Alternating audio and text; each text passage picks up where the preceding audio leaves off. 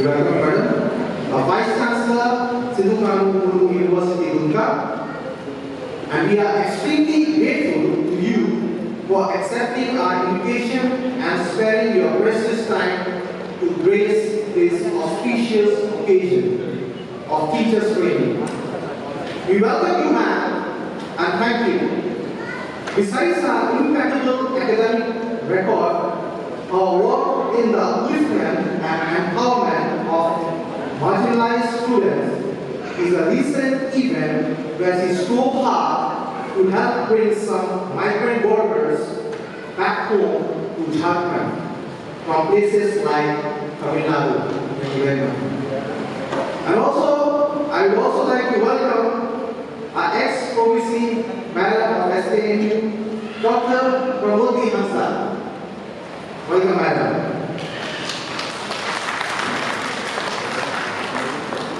I would also like to welcome our Chairman, Mr. Pradipta Mukherjee, and Vice Chairman. Yes, please, round of applause before I say anything. Our Vice Chairman, Sister Aruna Mary.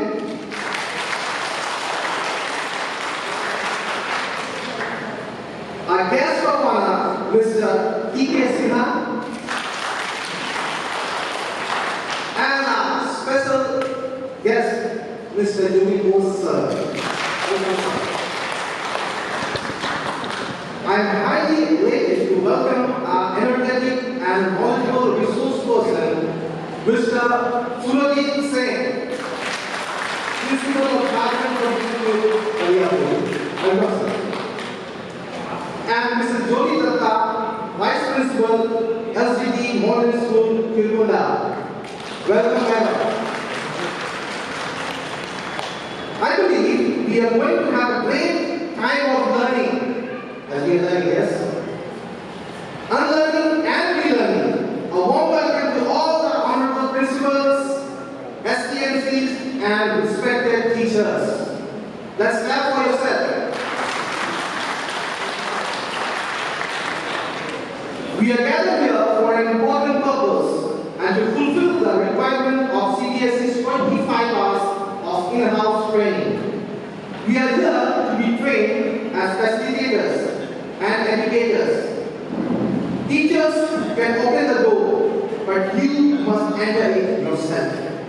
So teachers and learners, let's fasten our seatbelts as we go on a roller coaster ride of learning.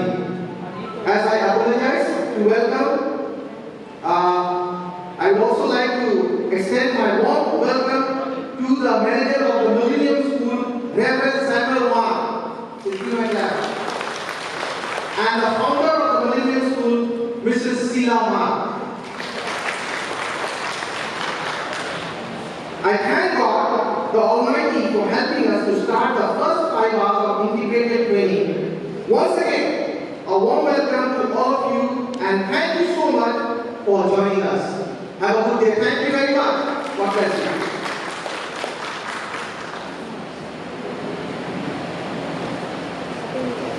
Thank you, sir. Okay, then let's begin our program today. Ladies and gentlemen, a very good morning to all of you. Hopefully, we all are in a jolly mood with a broad smile to attend today's convocation. I, Ego Mukherjee, Principal of Srinagar Senior Secondary Level Group, will be your host to conduct today's entire program. As we all are aware that today we have assembled here for the first 5 hours of offline integrated training of the session 2022-23. This is a sincere effort from the Sahodaya complex Dumka and Jamtara under the guidance of Confederation of Jharkhand Sahodayas. As per the instruction of CBSE, all of us must complete 50 hours of training in an academic session, 25 hours of COE and 25 hours of in-house training. And in this respect, our Sahodaya group has played an exceptional role.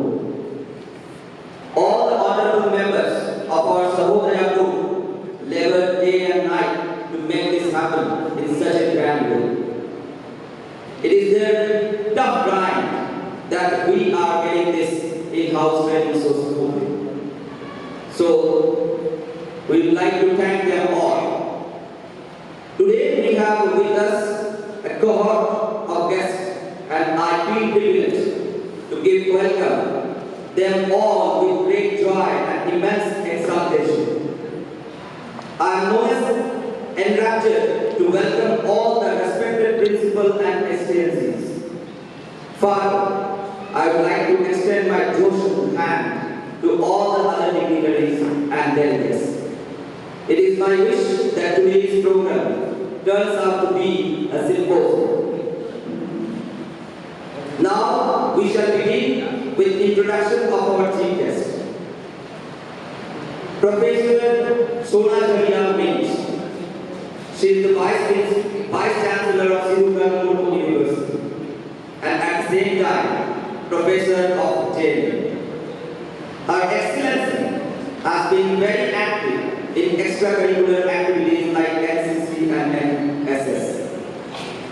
I would like to make a special request to Mr. Samson Patrick, Treasurer of Dumka Jamtara Sahodaya, to escort Professor Surajit on stage. A huge round of applause for our chief guest.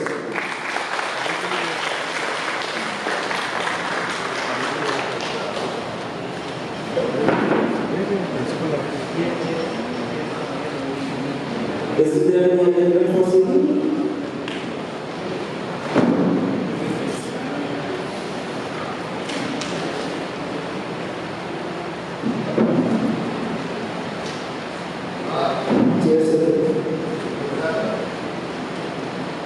Thank you, sir.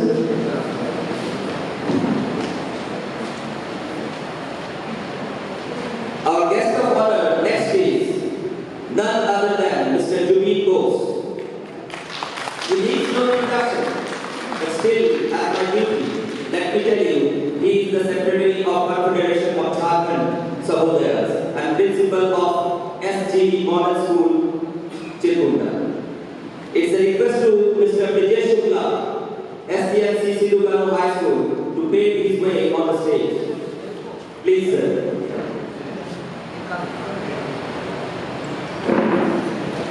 Mr. Jamtara.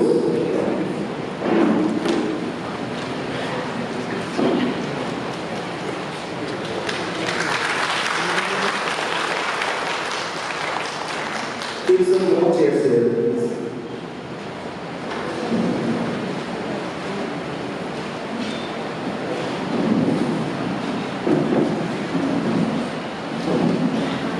Our next guest of honor, it could be who else apart from Mr. D.K. Sinha, the chairman of Confederation of Jharkhand Sahodayas. I'd like to beseech Mr. Ramakan Singh, STMC Secretary, School Dumka. Please help him to come on stage.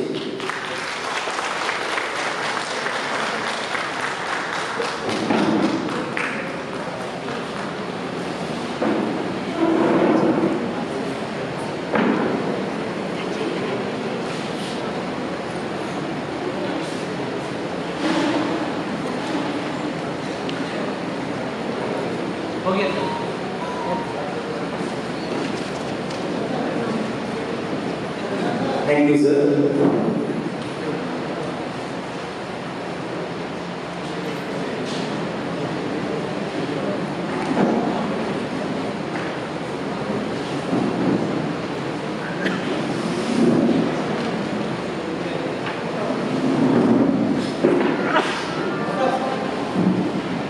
Okay. Today we have a very special guest with us, Mrs. ex-Pro-VC, Sidugano University, and a prominent professor of Hindi, respected SDMC JMU Hastia. Are you there? Okay. Abhay sir.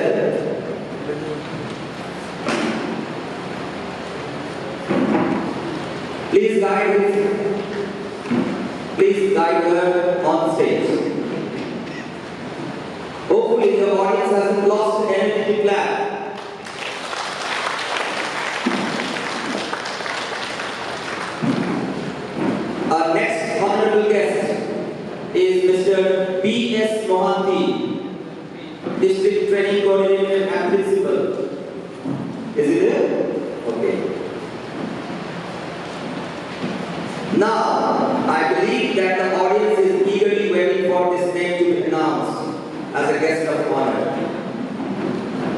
guess who is this?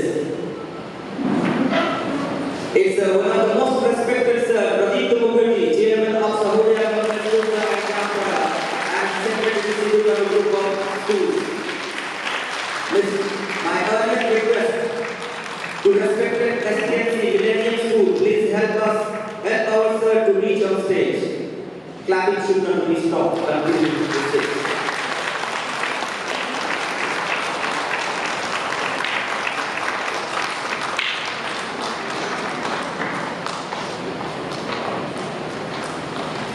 The next guest of honor is a young, dynamic and energetic woman, Sister Aruna Mary.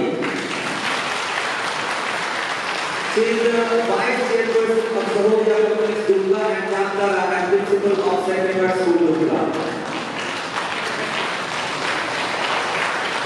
My request to respected SPMC of Senior Secondary School Raghnapur to bring the Vice Lady on stage.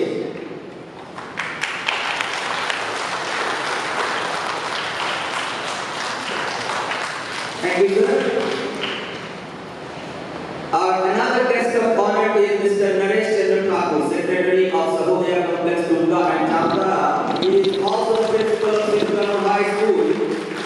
He earns respect for his very mild nature. I request to respected SDMC of Western English School. Is it here?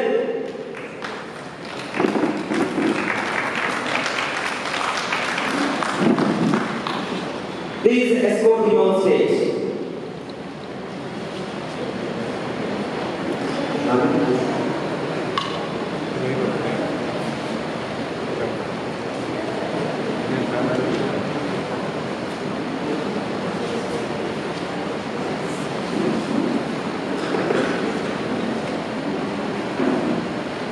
Last but not the least, guest of honor is Mr. Samson Patrick, Vice Principal, Millennium School Dumka, and Treasurer of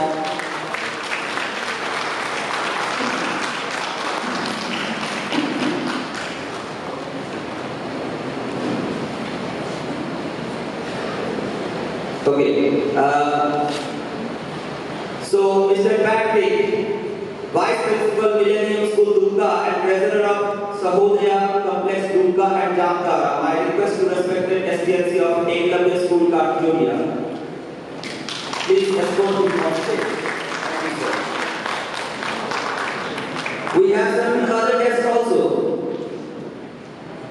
Vasudev Mahato, Sir Vasudev Mahato, Valley Public School, and Mr. Badal Mandal. Please come on stage.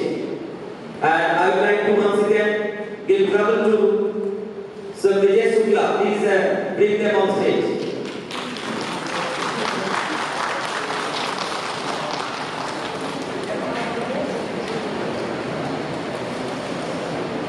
Please have a seat.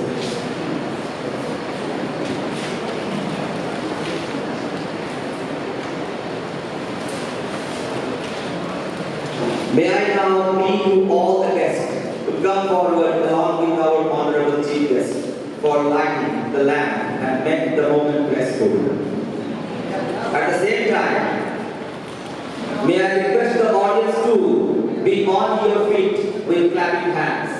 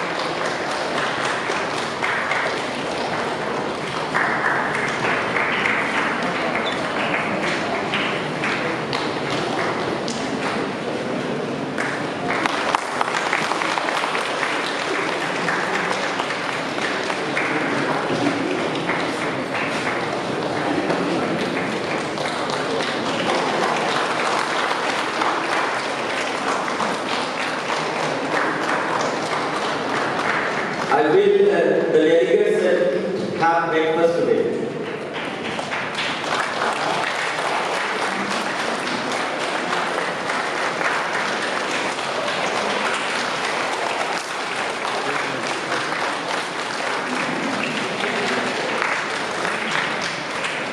Thank you very much, sir and madam.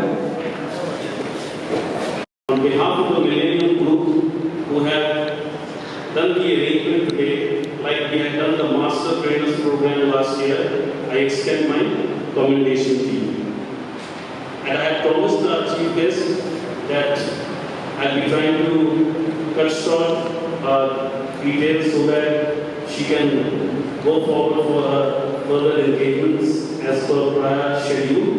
I will request our honored Chief Guest, Madam Surajit to kindly say a few words. Madam, please.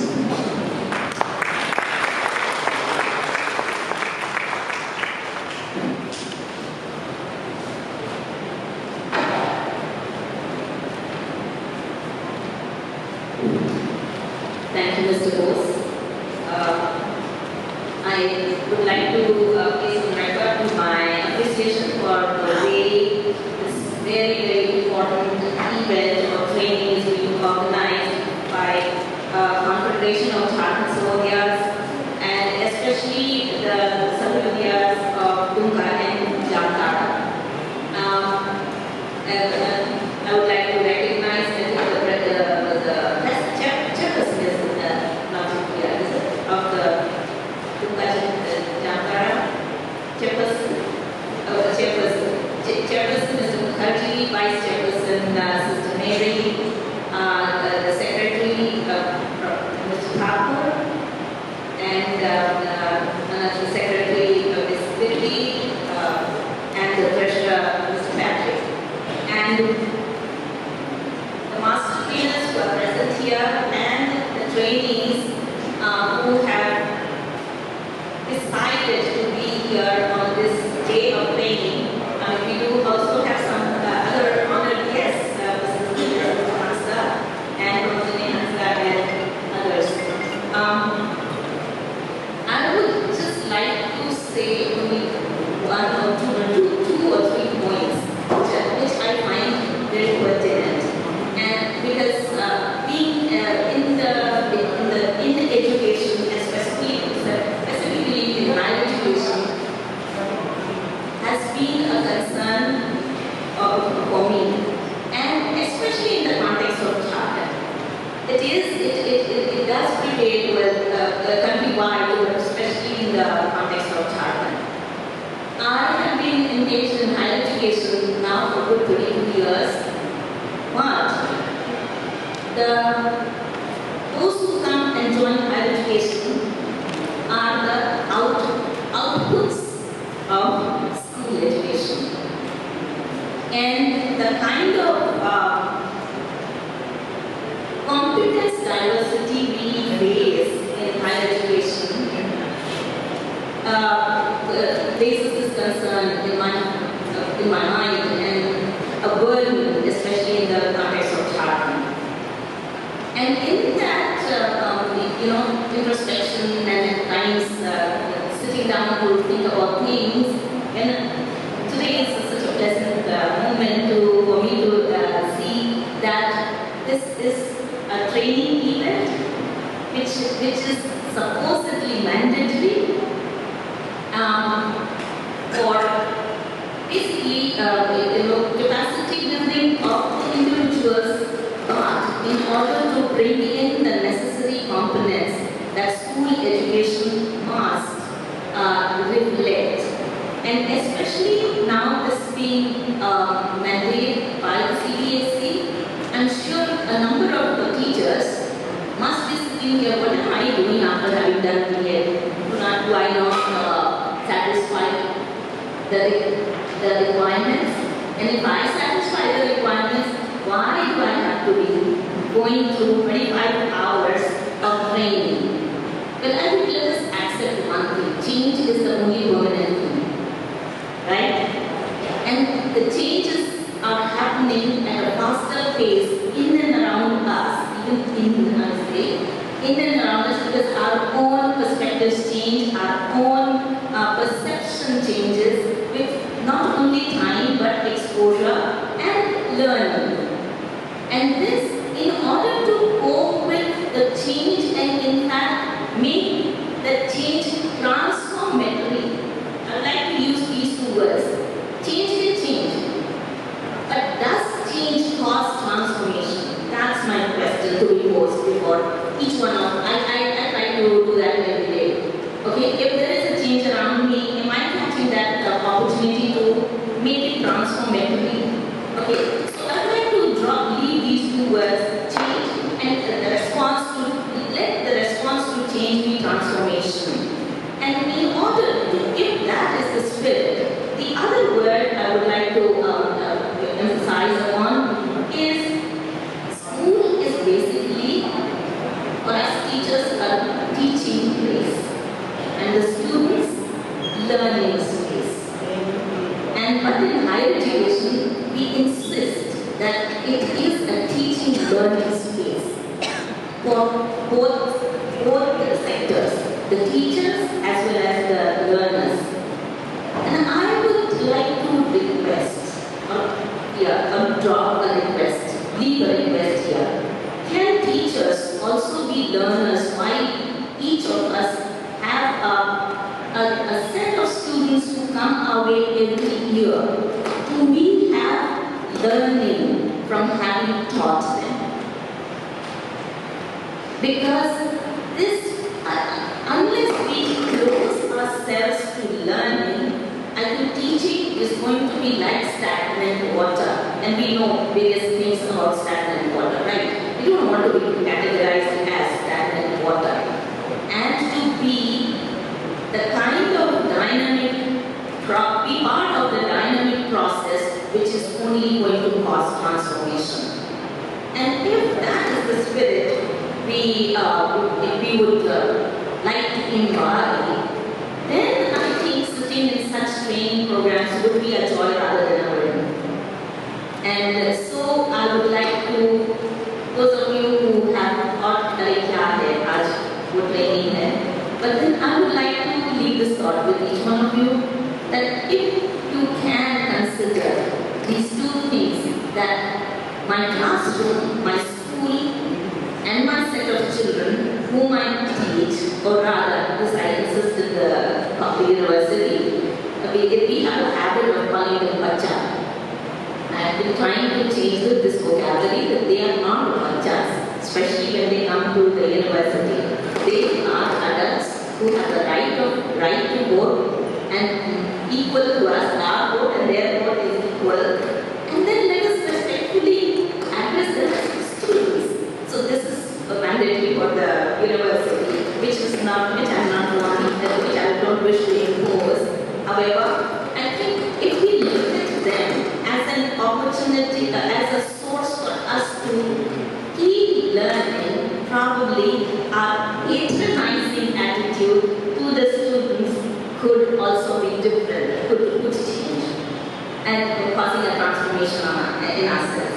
And towards that end, as I see, I'm not from education, I do not have any classes in education, but then I see the 5 components which the master trainers are going to lead all of you through. I'm sure all of these are going to play a very constructive role in each one of you becoming a role model. You and I know for sure, all our students are all the time looking at us. In fact, they are assessing us. And we get evaluated by each student with whom we interact. And if we look at them as our evaluator, probably the way we deliver our responsibilities could have, could change our attitude. And therefore, if we would commit to be role models, if we are not going to offer them role models, they are going to look for one. And they will find one. But why not be in the school? They must be having another role model at home, or in their neighborhood, or wherever they come from, or society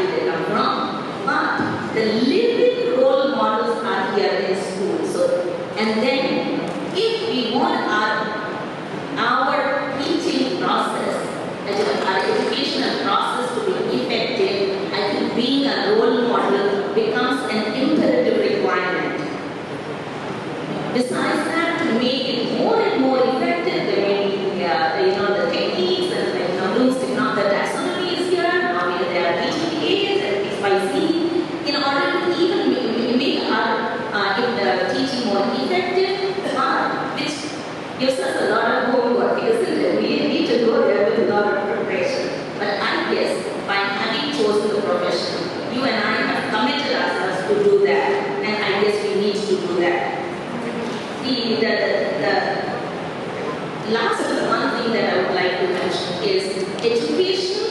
We need to introspect and see, we need to evaluate where our school or where our students are coming, where our school is planted and where our students are coming from. We need to see whether our education is creating layers in the society to divide. And if there is division and therefore compartmentalization, I think that's not going to work towards peace.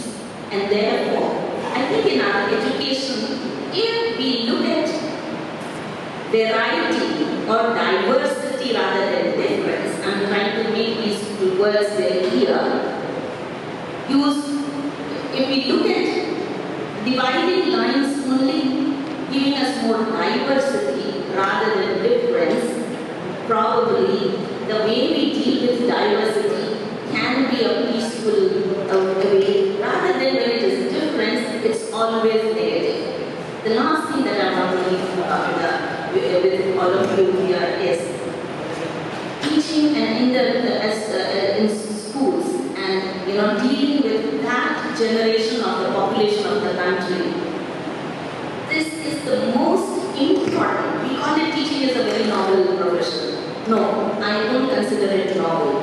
It is a very, very important and responsible profession, because this is the section when you have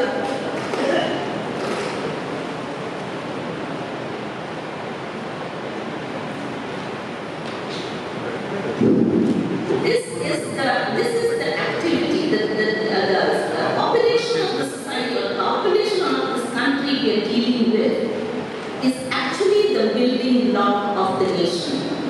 And nation building begins at your workplace, and then it comes to my workplace. And in nation building, if it is our responsibility, and we need to assess ourselves. Each of us teachers must evaluate ourselves after a batch goes out of my hand, whether I have constructed weak bricks for the building called nation or the strong bricks. So, if we are those foot soldiers who are engaged in nation building, it is our responsibility to be constructing or making those bricks which are strong for a strong nation, rather than weak bricks to otherwise be counterproductive to the nation, and therefore a question mark in nation building. So I wish all of you a very, very, very fruitful day today, very constructive, and I'm sure you're going to go enriched from here with the master trainers bringing you all that is required to probably take your levels of competence of teaching your classes, your subjects to the next level. Thank you very much, and good afternoon.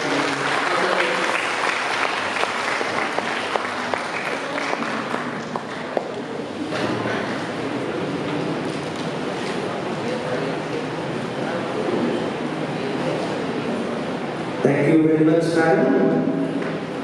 It was very motivational and enlightening. And once again, thank you very much for your such piece of advice. Let me welcome here the manager of Millennium School, and he is also the vice president of Mission Evangelistic Association, Reverend Samuel Mark. The program where it is taking place here, and he is the reverend of this place only.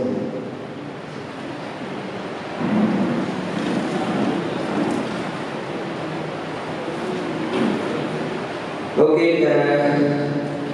now we have Pramodini madam with us also. I would like to ask her to give us some advice.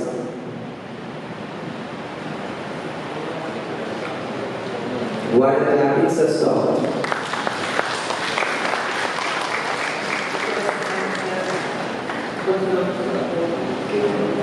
Very good morning, all of you. Respected madam, and the dignitaries, those who are sitting here, and the principals and the teachers from different schools. I am very much thankful to you because of your invitation I came here. I don't want to say many things because I am also a teacher, so I know the responsibility of the teachers. One thing I remember, when this Jharkhand was formed, newly Jharkhand was formed, that time our Chief Minister declared that the curriculum of the school, or the syllabus of the school must be uniform.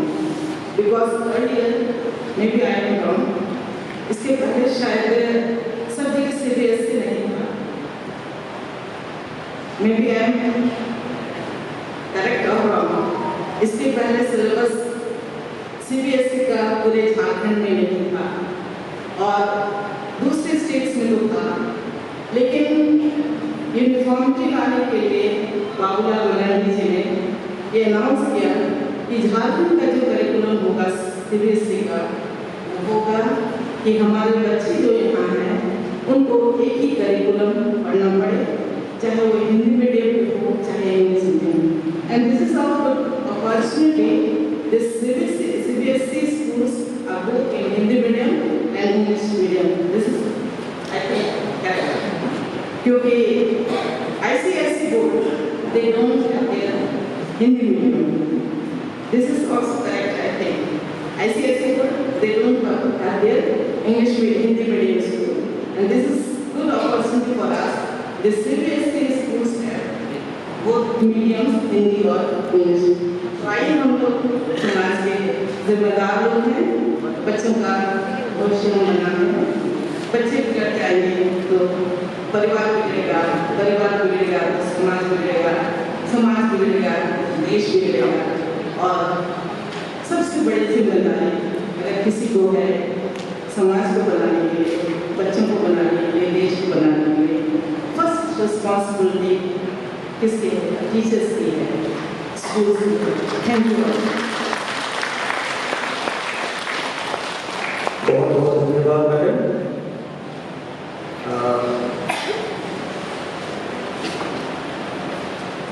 So the shawl presentation program is pending. So now we are moving towards this program, where our guests will be honored with presentation of shawls. May I request Honorable Principal of Millennium School to please come on stage and present the shawl to our chief guest, Professor Surajit.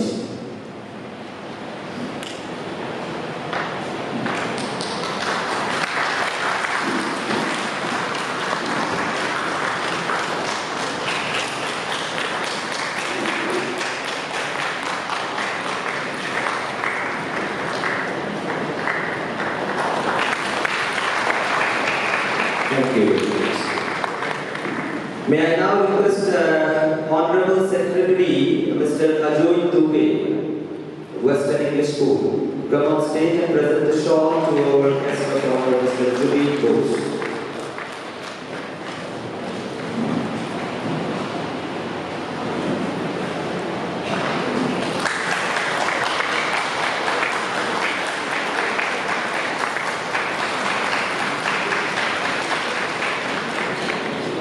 Honorable Principal of Ashram School, Jamtara, please come on stage and present the shawl to our guest of honor, Mr. P.K. Sinha.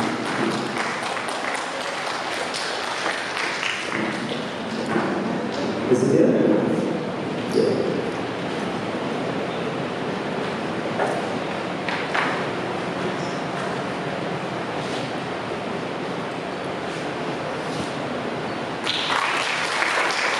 Thank you very much.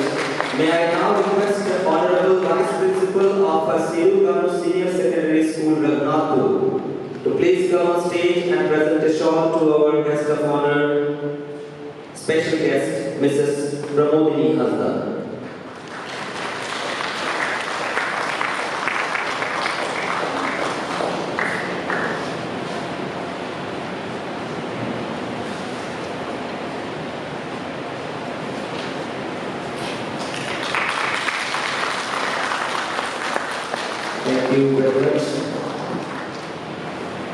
I would like to request Honorable SDNC of EMRS to please come on stage and present the shawl to our guest of honor, Sister Aruna Meni.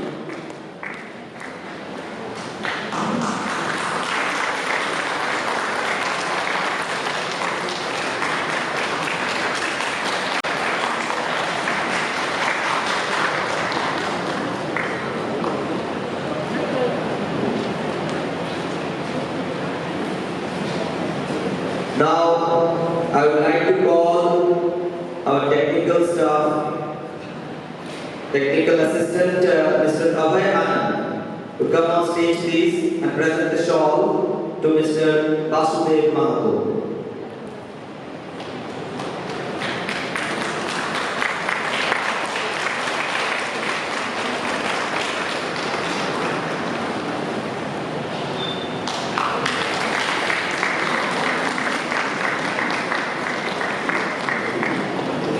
And I would like to request Sir Pradeep Mukherjee to please honor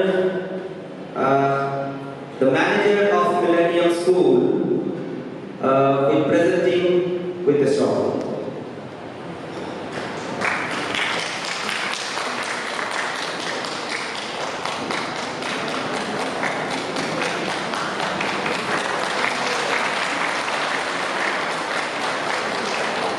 Thank you very much, sir.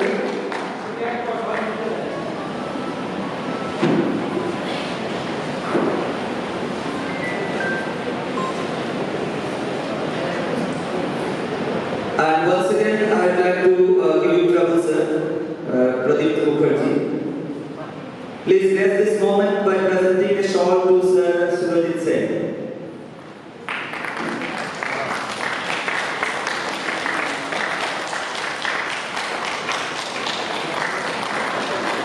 And Sister Aruna Medi, please present a shawl to Madam Jolly Datta.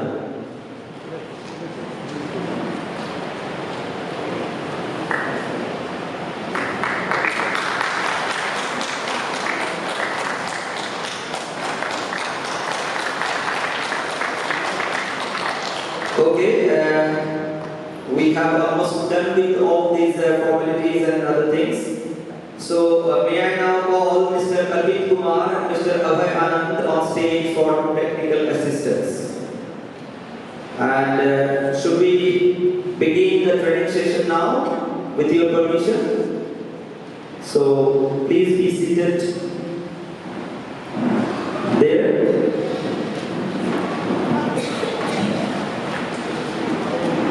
We will begin the training immediately.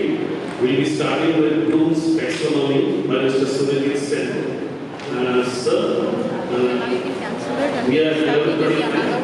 Sir, you can please start immediately. You can continue.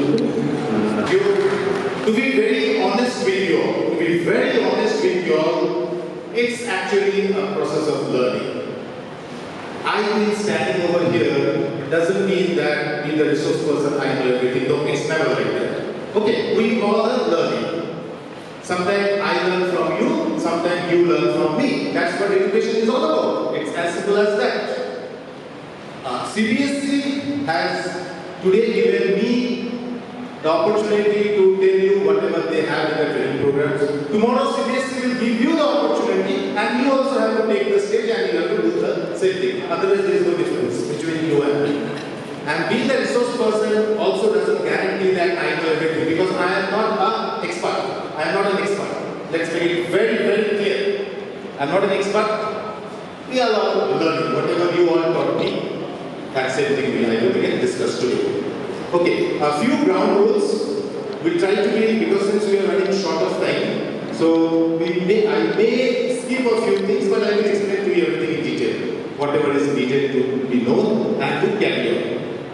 Respected teachers, and I am a very restless man. I cannot just stand in one place and go on talking.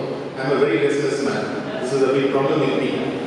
So I will be moving here, I will be moving there. Sometimes maybe I will be asking you one or two questions and I expect you to give the answers. Don't worry whether it is correct or not. Everything is correct. In a training program, everything is correct. Nothing is wrong. Because you are giving your ideas. That's very important. interaction is important. That one thing we should remember, that is introduction. Now, right now we are running short of time, so I cannot ask for each one's individual introduction, but I will request one person from each school just to stand up and tell the name of your school and from where you are coming, so that I will get a record that okay, these many schools are over here. Okay, we will start with Madam. Yes, ma'am, please. Good morning, everybody. Myself, Kusumdih, STNC of England Model Residential School, Kathmandu, Dumka, और मैं आप सभी को हमारी पूरी team की तरफ से आज के हमारे फर्स्ट इन हाउस ट्रेनिंग के लिए सबको आमंत्रित करती हूँ और शुभकामनाएं देती हूँ. Thank you very much. एक क्लब right? एक club. Next school can you have yes, please. Myself, Dr. Gopal, STNC Kam, Vice Principal of Sidhu Kam Senior Secondary, Raghunathpur, Palaspara. Sidhu Kam, Raghunathpur. Okay, yes, ma'am. Good morning, sir. Good morning, everyone. I am Ruchi Rajhans. We are from Ashram Residential School, Jamtara. Residential School, Jamtara. Can we have any introduction from here? Yes, ma'am, please.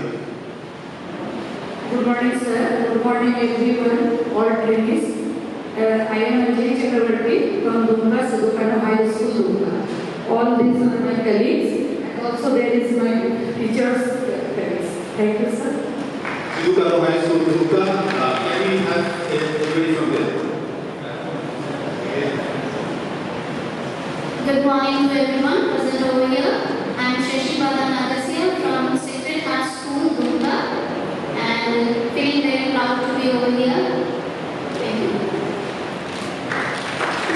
Good ma'am. Sacred Heart School, Dumka. I hope this is also Sacred Heart School, Dumka. Right. Okay, sir, please. Myself, Rajesh Samaja, Western English School, Raneshwar Dumka, and my teams are there. Thank you, sir. Thank you, Mr. Jha. Myself and Mr. Jha, we have a lot of conversation through the telephone. Okay, this side, yes, sir, please. Good morning, everybody. Myself is Anand Kusumdih, PhD in Social Science,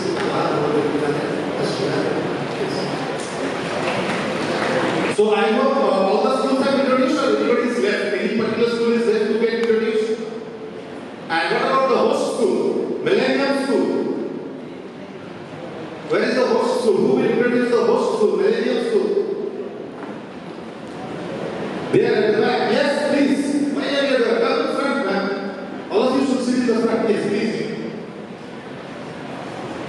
Good morning, everyone. We are here from the Millennium School, Kusumdih.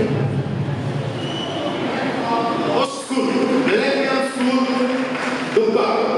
Okay, now we will go forward. Respected teachers, one thing you must remember, and that is, maybe some of you are teaching for 30 years, 40 years, lot of experience, but what counts today is what different you have done in your life. Nowadays, if you go for an interview for a teacher, if you say, I have 30 years experience, I have 40 years experience, that has no meaning anymore. Because from 30 years and 40 years, you are repeating the same thing again and again and again and again. What different you have done? What change you have brought for yourself and for your organization, which can be implemented in future to bring further change? That is what we are going to do. Change is a way of life. There's a saying in English, change with the change, otherwise the change will change.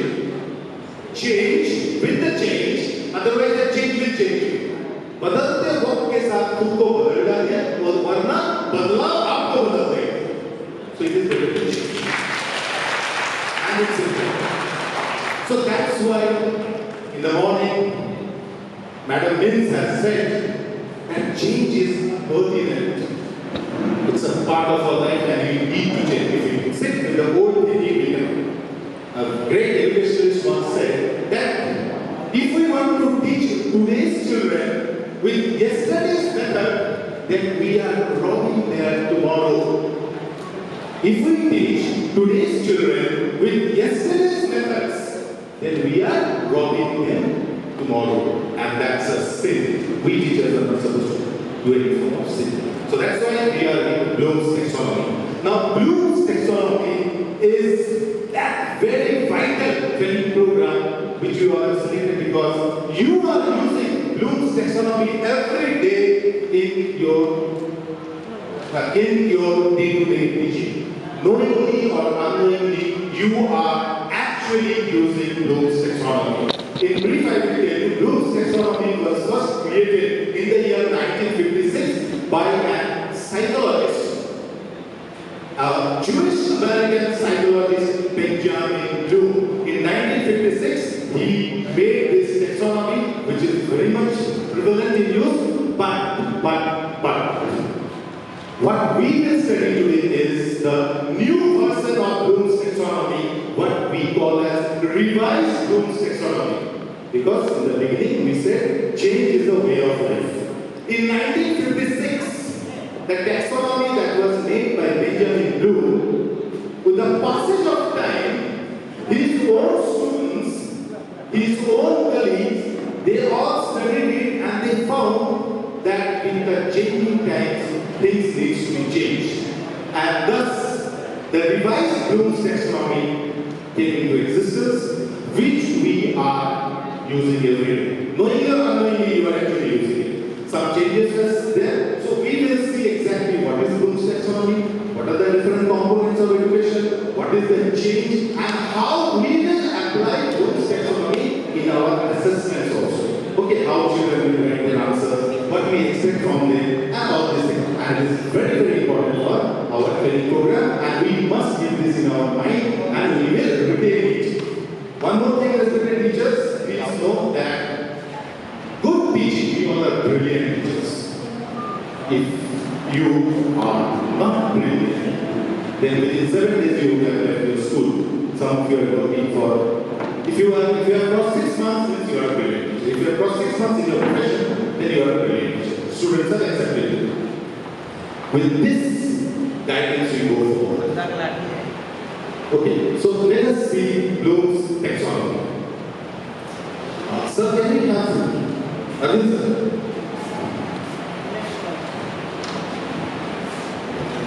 So this is it visible to all of you? Is the screen visible? I think those teachers who are sitting at the back, it will be very difficult for you to see. So if you can manage to come a little forward, it will be better. Okay, because this is what exactly we are getting from the projector. Benjamin Bloom, an avid reader and a curious researcher, a Jewish American educational psychologist. He was not a teacher, he was an educational psychologist. Who is a psychologist? A person in common man's language. I'm not going into. Yes, first let us hear what sir has to say, then I will talk. A person who examines the mind, the state of mind, what is inside. By facing experiences. Fantastic, sir. Sir has given the correct answer. A person who examines the mind. And if you take the answer from an unschooled and unskilled man like me, sir is a very good person, he gave a very fantastic answer. But if you take my answer from an unschooled and unskilled man like me, and a psychologist is a person who digs deep into your brain and tries to extract something out of it. That is common sense. It's okay. Unschooled and unskilled person. Unschooled and unskilled person. A psychologist goes deep into your brain. Tries to find out. That's what the work this gentleman did. Okay, so an avid reader, a curious researcher, and he did a lot of work on this, and he did this work on the taxonomy of education. So, can we have the next one, ma'am, please? Now, what is the light is reflecting? So, can those blinking lights can be switched off? Now, what is our objective today? To enable participants to frame instructional objectives on the basis of revised Bloom's taxonomy and understand its use in assessment. So we will be putting more focus on the revised Bloom's taxonomy rather than the original Bloom's taxonomy. Of course, in brief, we have to see the original Bloom's taxonomy, then only we can understand the revised one. Okay? And how to use it in assessment. Very, very important, because every day we are teaching the students. We need to assess them and we we need to get the results from it. A very simple way. No matter how brilliant teacher you are, no matter how sincere teacher you are, no matter how honest teacher you are, no matter how much you are doing for the school, at the end of the day, if the students don't score, what will happen? You are good for nothing. Is it not? When I joined my school, when I joined my school in the year 2000 as an ad hoc teacher, new teacher, at the time I was quite young. Now also I am pretty young, I'm not old. So when I joined the school at that time, the first term examination was conducted and I made a very tough paper. I made a very tough question paper. And after the examination, I came back to the staff room and I was posting myself in front of all the other teachers. Everybody was sweating and crying out, what a paper I made. And when the result came out, the result was 5%. 95% of the students failed. The very next day, my principal called me to the office and said, Mr. Sen, 6 months you have taught in the school? Yes, ma'am. The children learn anything?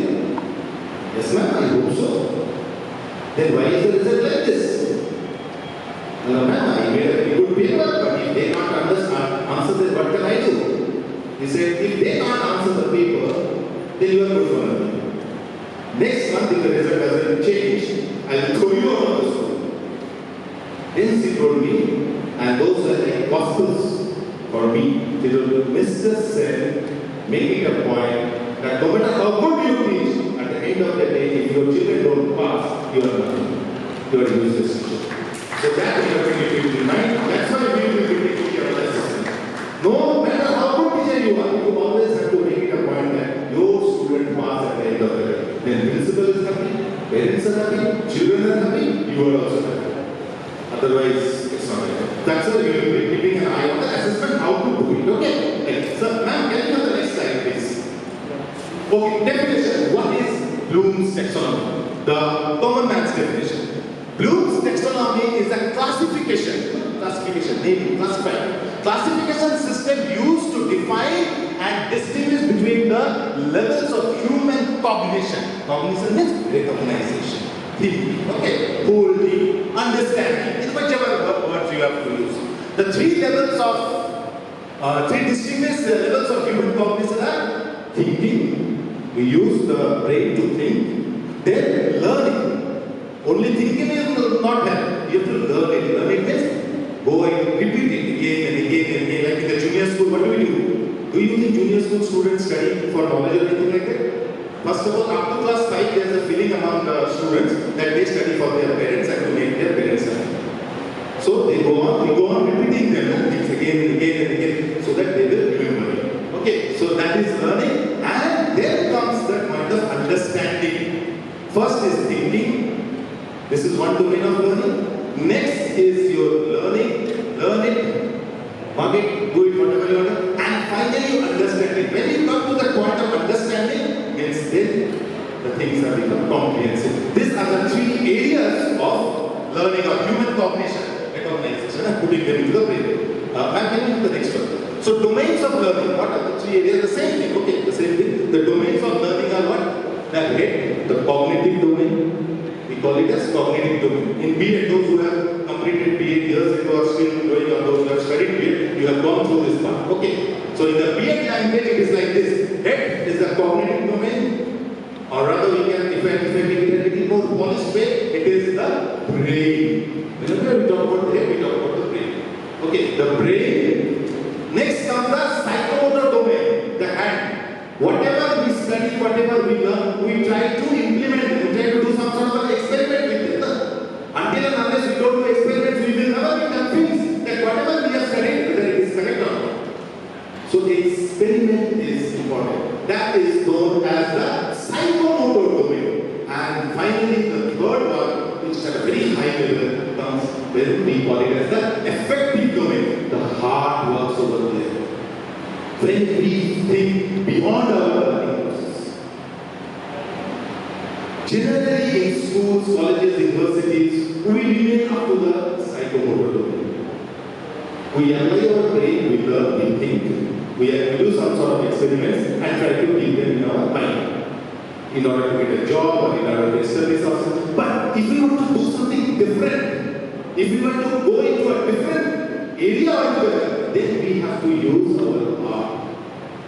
Then you have to create something new out of it. Say for example, for a common person like you and me, a tree is just a tree. A tree with green leaves, some bright color flowers, maybe a few sweet fruits. It is limited to us, that much. But when a poet will think it, the poet will think it in a different way. The poet puts his heart to it. He crosses the threshold of the psychomotor domain and enters into the affective domain, where he places the heart. How your thinking comes at that. In education, we have two ways of studying. Lots and hots. Lower thinking, generally that we apply in our day-to-day study, and high order, which is only a handful of people can do it. It's not everybody's cup of tea.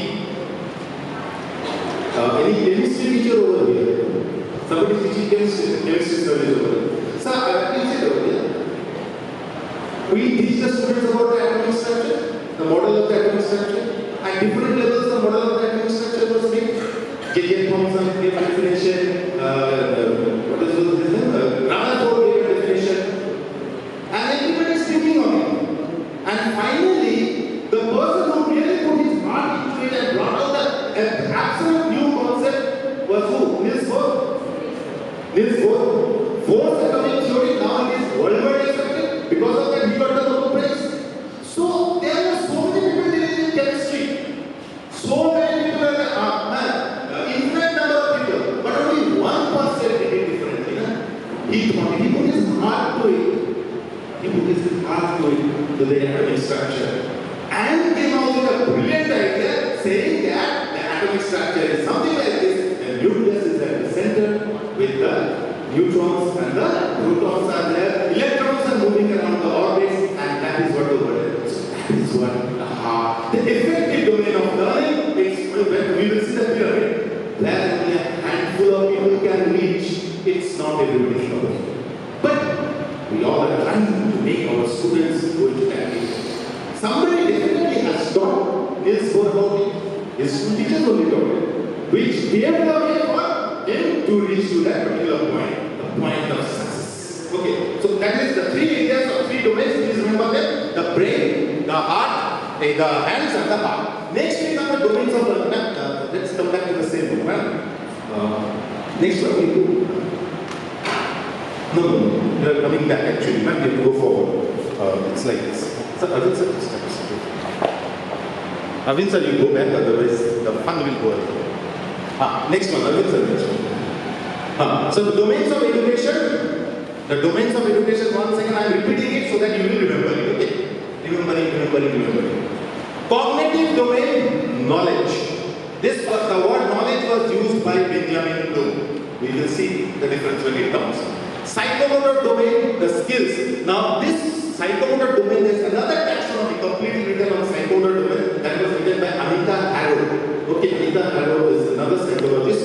A complete area of study we have, but today we are not going to do it because I am coming with us. Okay, Anita Harrow made it, and the affective domain, which we talked about, attitudes applying your heart. That part was created by David Krathol. His name is David Krathol. Okay, some people pronounce it as Krathol, some people pronounce it Krathol. Okay, so these are the things. And the educationalists like you and me often refer to this area of learning, domain of learning as KSA, knowledge, skills, and attitudes. If these are the three areas of learning: knowledge, skills, and attitude. If we have knowledge, automatically the skill will come to us. If the skill can be applied, then we can reach to that level of attitude. Now over here, one thing I would like to make clear: many people nowadays have a different idea about our attitude. People think attitude is some sort of a negative behavior. No, it's a very common question. The social media has created this wrong concept. Oh, Surajit says about attitude. The fellow source of too much. Or Sidhu का STNC sir है ना, बहुत attitude है, कुछ नहीं सुनना चाहता है। और that secret heart का वो इंग्लिश में आता है ना, my goodness, what an attitude she has. She doesn't want to talk to the students also, you know. This is a wrong concept. It's not like that. Attitude is your good behavior. We often say it has a very good attitude, but people have misused it. So we will not misuse it, okay? And please, I request, don't follow this social media English. It's horrible. It's horrible. Social media English is horrible. It has, thank God that years ago, 6 years back.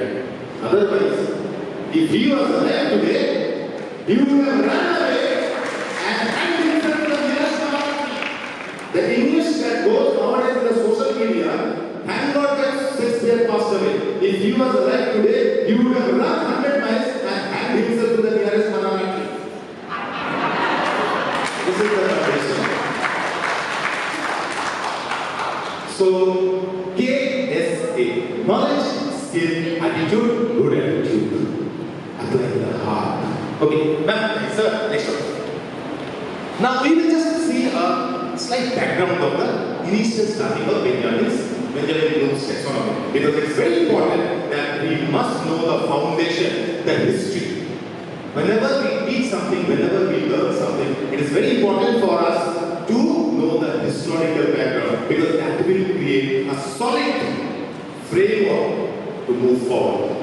So what is it? In 1956, Benjamin Bloom published a framework popularly known as taxonomy of cognitive objectives. Cognitive brains, okay, thinking about the brain. It is a means of expressing qualitatively different kinds of thinking, the different levels of thinking. We have a brain. The brain has different parts. Capturing whatever information we want, or whatever information comes to us, capturing them and placing them in the brain is at different level. Okay, from the most common one to the most difficult one that we capture. Okay, continues to be one of the most universally applied models. The model that Bloom started in 1956 or presented to the teaching world in 1956 is universally accepted, whether it is in India or Japan or Indonesia, wherever it is. Provide a way to organize thinking skills into 6 levels, from the most basic to the higher order level of thinking, which just now I told you. Okay, it provides us 6 basic levels of thinking. All this for Bloom's taxonomy, 6 levels. Bloom's taxonomy, 6 levels. Okay. Revised taxonomy by law, we will be giving more attention to this. Revised taxonomy by Lauren Anderson in 2001. As a result, number of changes were made. We are for the changes. We will see a little bit of Bloom's and then we will see the changes, because today, yesterday, whatever you taught in your classroom to your students, you actually use Lauren's taxonomy. But it is still called Bloom's revised taxonomy, because Bloom started the taxonomy, he initiated it. That is why in his honor, his student Lauren Anderson did it. Okay, Lauren Anderson was a student of Benjamin Bloom. Okay, so the framework has been applied by generation of teachers and college instructors in their teaching. We all are applying, knowingly or unknowingly, we all are applying Bloom's taxonomy every day. Yesterday also you applied. Okay, so the next one. Why use Bloom's taxonomy? What's the big deal about it? What's the big deal? Who is just one reason? You want to say something? Reduces the complexity of any topic and makes it help us to explain it in a simpler way. And I can remember that something in the kind of form we have memorization application. It helps us to make it more simple, definitely. So why do we use Bloom's taxonomy? What's the big deal about it? What's so special? Reduces the complexity of this, so make teaching learning a more simple one, and that's what we need from students. If we go on making things complex for them, they will never be present in your. They will never be present. The more simpler you make, the better teacher you are. So to write learning outcomes, first is to write learning outcomes. You have taught something to the students. You have taught something to the students. What outcome you get out of it? Because that is what your principal will ask you next day or the next day. And you yourself will also ask yourself, how much I have taught, whether it was correct or not, how much my students have been able to take from me. Taking from you is it. That is the most important part. So first of all, to write learning outcomes. To write learning outcomes. Next, to plan curriculum. Every day we enter the classroom with a planned curriculum. Yes or no? No matter how many years of experience we have, the entire subject is in your fingertips. You are a master of the subject. But can you touch your heart and tell that, sir, I don't prepare my curriculum, I don't prepare my lesson plan, I just enter my class and automatically things happen. Is it possible? We have a very experienced teacher over there. Sir, excuse me. Sir, listen. Sir, how many years you are teaching? For how many years you are teaching in the school? 40 years. Sir, 40 years is a long period of time. Okay, means when I was 5 years of age, since then you have started teaching. So 40 years ago. Sir, still when you go to the classroom, do you still prepare the lesson plan? You understand what I said? नहीं, मैं आपको ये पूछना चाहता हूँ, आपका 40 साल का एक्सपीरियंस है, आप जितना दिन पढ़ा है, जब मैं 5 साल का था तब आप पढ़ाना शुरू किए, तो आपने लंबा लाइफ पढ़ा है। एक चीज हमको बताइए कि आज भी जब आप क्लासरूम एंटर करते हैं, आप जब क्लास चलते हैं, कौन सब्जेक्ट पढ़ाते हैं सर? आप साइंस पढ़ाते हैं, फैंटास्टिक। आप आज भी जब क्लास एंटर करते हैं, क्या आप लेसन प्लान तैयार करके जाते हैं या आपके मुट्ठी में सब कुछ है, आप वो सब तैयार नहीं करते? जरूरत मतलब करते हैं। It helps us, no matter how many years of experience we have, we all prepare the lesson plan and we enter the class. If we are not planning the lesson plan, then we are cheating ourselves, we are cheating the students, we are cheating the nation. It is a duty of teachers.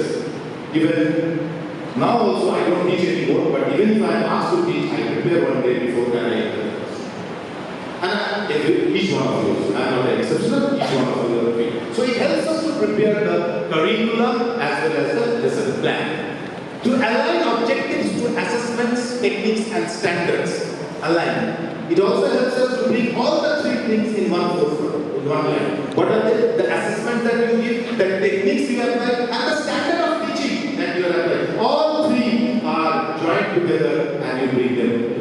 This also is said by Bloom's taxonomy. To facilitate permanent acquisition of learning. Very, very important. Why we teach. Why we teach. Why parents send their children to school. Yes, math seems to be a very good student don't know what to say. Can anybody tell your own experience? Why we teach. Why parents send their children to the school? It's very simple, you don't know this answer. It is there in your mind, in your heart, in your brain, but maybe you are finding it difficult to explain. Yes, sir, students say, yes, sir, that's it, that's it. To make them responsible citizens. To make them responsible citizens, yes. I give it to my first.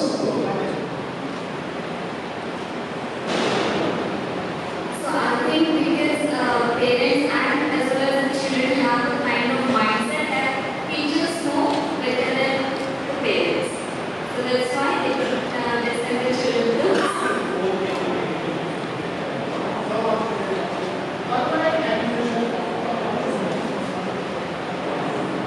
Sir, my concern that what knowledge we have, what we gather in our life, that one we have shared with our children. And parents are sending their children to gather the knowledge from the knowledge persons. Exactly, yes sir. Yes sir. Same on the same thing you want to say. You want to say something? Yes. So that the student can acquire value in education. Okay. That's important. So that the students can get the value education. Okay, that's the final answer.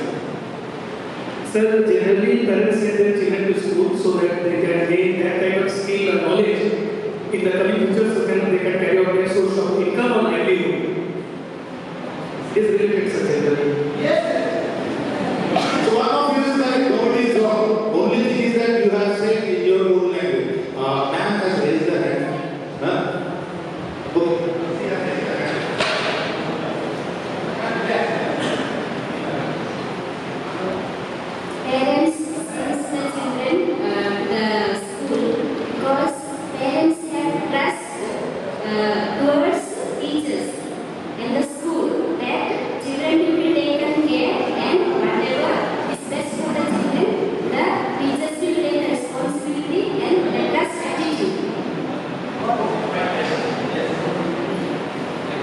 answers that teacher parents said, yes, all of you are correct in your own ways, in your own means, whatever you all said, each answer is a perfect answer. What I will say, one more line I added over here, to facilitate permanent acquisition of learning. What is this? What does this line signify? This line signifies that whatever we will teach, whatever information we will supply to the students, they will keep it in their mind forever, never to get lost. I'll give you a small example. Okay, you know I studied in a convent school in Asansol, which is run by the Irish Christian brothers. You know, like the sisters have come. So over there we have the brothers running the school and the sisters running the Loreto convent. We have run about the very famous school, Loreto convent, and we have the Irish Christian brothers school, the St. Vincent school, the St. Patrick's school, okay, the St. Mary's school, St. Thomas school in Kolkata, or the St. Columbus in Delhi, where Shah Rukh Khan is an alumni of that school. Okay, so that belongs to our group of school. And we have this brother, he was an Irishman, used to teach us English. His name was Brother Hughes, tall man, very tough, very strict, very disciplined man. And I will always remain indebted to this great gentleman. When I was in class 10, we had a book, a selection of poetry called Panorama. I don't know whether that book is still running. No, it is no more running. In ICSE, they used to have a book called Panorama, which used to have a good number of poetries. And one of the important poetry over there was The Rime of an Ancient Mariner by Samuel Taylor Coleridge. And Brother Hughes used to teach us English, used to teach us mathematics also, very unusual combination. But these brothers, they had this unique quality of teaching unusual subjects, English and maths, science and geography, because that knowledge with them was quite different. And one specialty with Brother Hughes was that he was very strict with the handwriting of the students.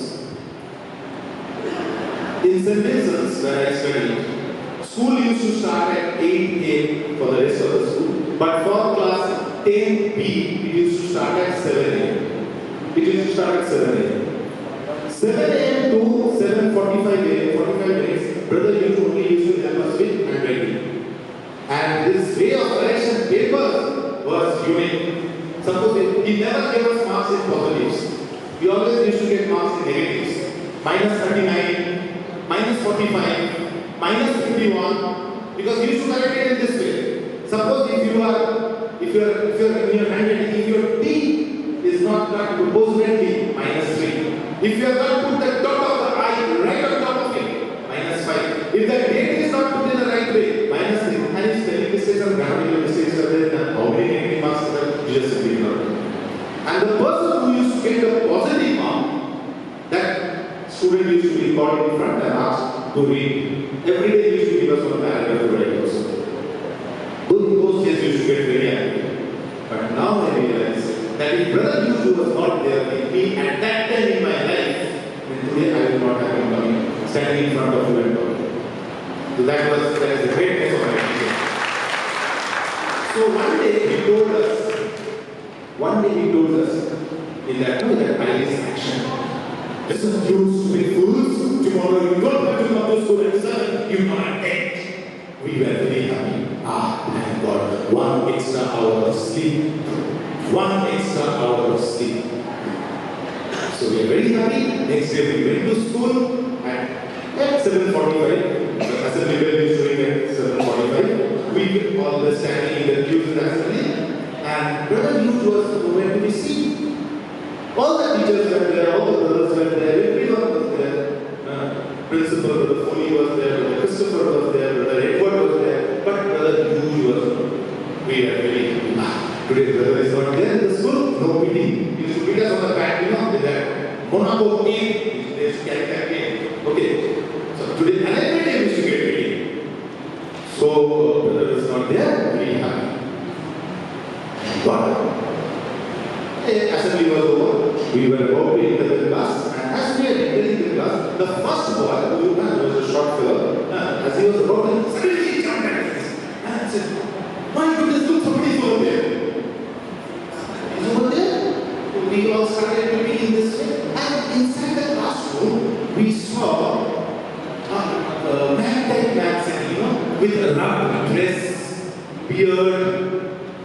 skin color is burnt skin color, like that very tan skin, eyes were glittering, hair was unkempt, and he was sitting and he was just calling the children. So we started wondering, my goodness, in sentences, how can a lunatic enter?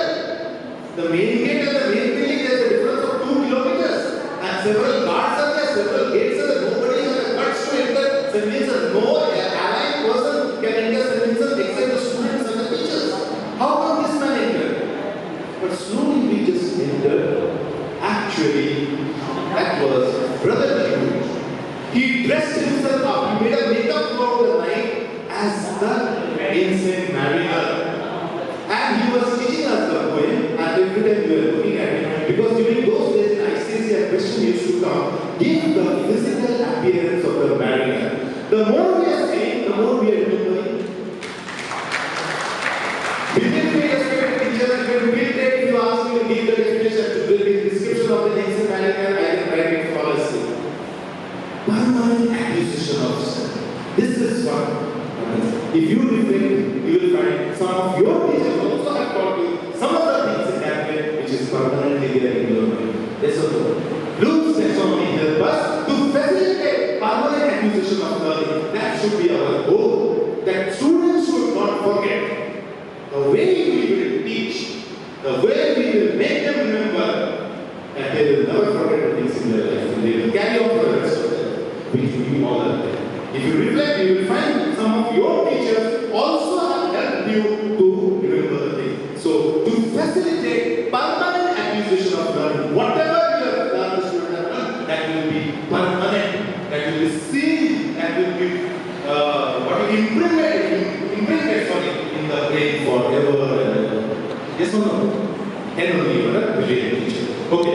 To help students develop higher thinking skills, if permanent acquisition of learning takes place, if different way of thinking takes place, higher thinking will automatically develop.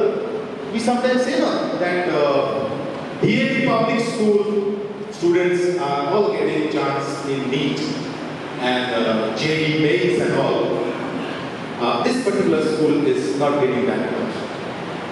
What is the reason? Why is So there must be something different. Otherwise, why they are getting? Nobody will see the name DAV and put the child over there. So I don't take it in that. I'm not saying many schools have this unique quality. Your school is also having it. Now, whatever is the name of your school. Why they have it? Because you are helping the students to develop that high order of thinking, high skill of thinking. All the schools. No, this is a very common thing among them. DAV के बच्चे JEE can crack करते Definitely, that is there. Definitely, that is quality of the student is there. But who will make the quality? Teachers are there. So it is the teachers who play the vital role. Definitely, quality of the students and everything is there. But you are the person who is actually creating that quality. Okay, to incorporate knowledge to be learned effectively, result-oriented knowledge. The knowledge that you will supply, जो knowledge हम supply करेंगे, वो result-oriented knowledge. It should be effective. Otherwise, the use of spending time. So these are some of the parameters for which we use Bloom's taxonomy. If you recollect, if you reflect, yesterday you did these things. Yes, sir, ma'am. Did the teachers say yesterday told you what they did in the classroom? This is the same. Your teachers, they not believe that you take their idea of the classroom.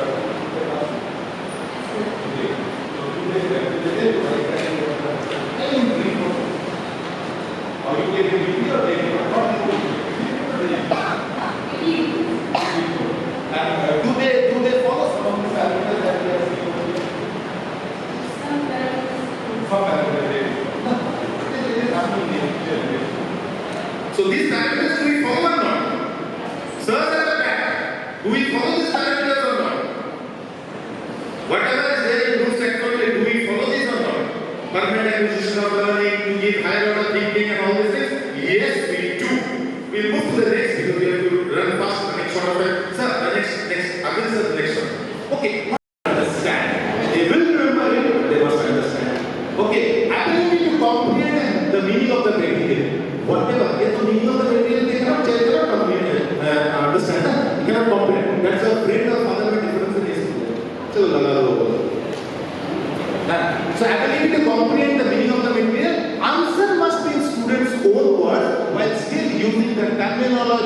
appropriate to the course materials. We all love to have this, yes or no? And let the students write in their own words. Once they write the same thing in their own words, they have understood. And that's what we also prefer. Yes, that is what we, and we must, otherwise we will end up like this school, okay? Yes, this is also happening in many schools. So, as I told, we love to have clear-cut answers, but if we can get a more comprehensive answer in the student's own words, in own language, keeping the meaning intact and fresh, then that answer is a better answer. Teacher's teaching is a better teaching. Okay, so answers must be in the own words, in students' own words. Okay, explain, summarize, distinguish between, restate, all these things if we are able to do from the, if we are able to get from the students, then we are successful in making them understand what we mean. This is what we do. Revise the make them understand. Comprehension is a bit more difficult, but we will make them understand. So, the lower levels, we are still going in the lower levels. So, next one. Higher levels. Now, these two levels that we have seen, the lower levels, this is what exactly goes in all the schools. Okay, we teach it in this school. But we also teach in higher levels, but majority of them is not like it. Higher level of teaching requires recognizing, identifying or applying a concept or a principle in a new situation or solving a new problem. CBSE sometime ago used to give us hot school questions, where the students have to apply a little bit of their thinking, and they have to wear the thinking cap, and they have to apply a little bit of their brain to analyze the things. Hot speech.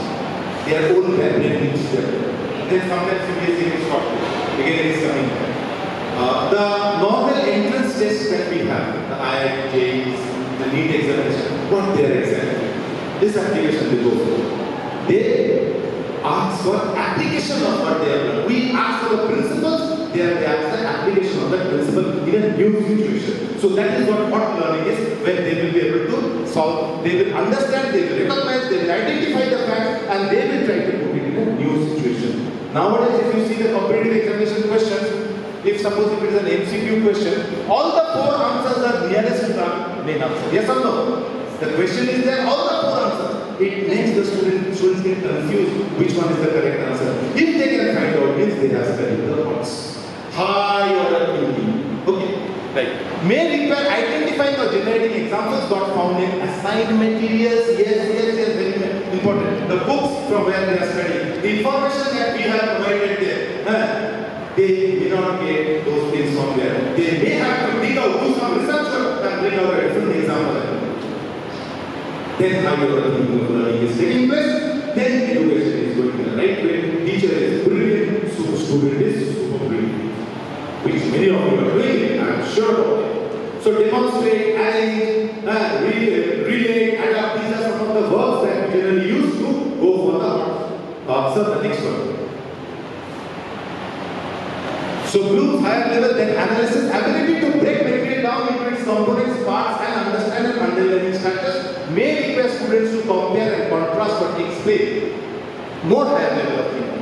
When they go deep into the matter, more differentiation. More arguments, okay. More trying to find ways to say why this is correct. Apply the logic over here. Why I am applying this fact of mine in order to prove that the answer is correct. Okay. So that is why may require students to compare and contrast or explain how an example illustrates the concept of the principle, whatever. An example the student has brought. From outside the student has brought. How he is able to do that. He or she must convince me, then only I will give marks. Niels Bohr convinced the world about the structure of the atom. That's why it is accepted. So that is high order thinking. Generally we don't do in the schools that much. But it's there also. Request students to identify the logical errors or differentiate among facts and all. These are the different ways of doing. Expect to draw relationship between ideas. One idea and 2 ideas, how they are aligned with each other. High order thinking of studies. So the next one, quickly. Then evaluation, ability to evaluate the total situation, to judge the value of the material for a certain purpose, combining elements of all other strategies. Okay, so judge, critic, justify. And evaluation means what? what are the do's and what are the do nots of my answer. What are the things I should remove? What are the things I should edit? And what are the things I should not edit in order to go for a better one? So first evaluation is done, and after that creation. So the next one. Creating. Ability to combine parts to form a new whole, to synthesize a variety of elements into an original and significant whole. So finally, if I have to create something, if I have to do something different, then all these analysis and whatever I have studied, whatever I have evaluated, I should align them. Then only the correct new things will be created. Solve some unfamiliar problems in a unique way. Combine. These are the verbs you will use. Combine, create, formulate, construct. Okay, these are the verbs you will apply in order to reach to that particular point. Okay, sir, next one. The same thing over here. Okay, Bloom's taxonomy revised how the things are there. Whatever I have explained, the same thing is given over here. Okay, nothing more than that. The verbs which are used. So the next one. There is something called smart objectives. With Bloom's taxonomy, we can go for smart objectives. In brief, I am telling you, there is a very special training on this also. In today's world, if you want to be a smart teacher, of course you all are smart, there is no doubt about it. But teaching in schools, if you want to be very smart, and if you want to get recognition from your students, teachers, parents and all, then you have to follow these 5 paths. You have to be very specific with your teaching, you have to be measurable what your teaching is, whether they are really needed for that particular group of students or not, attainable, whether they will be able to achieve it, realistic, true, and time bound within a specific time you have to teach. I am running fast. Why? Because it's time bound. Okay, time bound. कल करेंगे, परसों करेंगे, देख लेते हैं, सोच लेते हैं, वो जमाना खत्म. Remember one thing. What done in time is appreciated much more than good work done beyond stability time. No matter how good work you do, if your principal asks you to submit by 4 p.m. and if you go and submit it at 5 p.m., it's not no value. Time has passed. So, if you have to be a very, very smart teacher, you have to be time specific also. It's very much important in today's world. So, the next one. The same thing over there, smart goals, we can achieve it in Bloom interaction. We have to be time bound, we have to be realistic and all. So, the next one. The hots and the lots I talked about. So, remember, understand and apply. These are the 3 parts of teaching that we generally do in school. We call them as lots. Low order thinking. Within this, our students become prepared. If we put them in high order thinking, then they will become genius. Yes or no?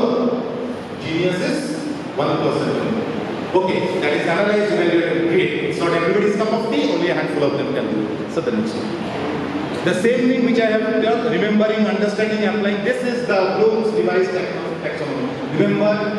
Okay. No more knowledge, those things are not there. Okay, so the next one. And finally, they said, he who learns but does not think is lost. So learning is important, at the same time thinking is also important. And we are applying both these techniques in our classroom in order to make students learn. Our main objective is what? To create permanent acquisition of learning in the brain. That is the okay. So thank you. So that is all about revised Bloom's taxonomy. We apply it. Of course we are here. I am sure wonders will happen in your class. A very interactive classroom will be there. And in the classroom where interaction is there, that is the most beautiful part of the school. Education should always be a dialogue, never a monologue. Teacher coming blah blah blah blah blah and going away. Thank you always. Now madam, sorry, I think I am 10 minutes late. No sir. I was supposed to do it at 12:30, 10 minutes. 5 minutes, oh, 5 minutes. Huh? But you are following this clock. 5 minutes, sir. Oh, then I am time bound almost. Thank you, sir. Thank you. Thank you. Oh. Very good afternoon to all of you.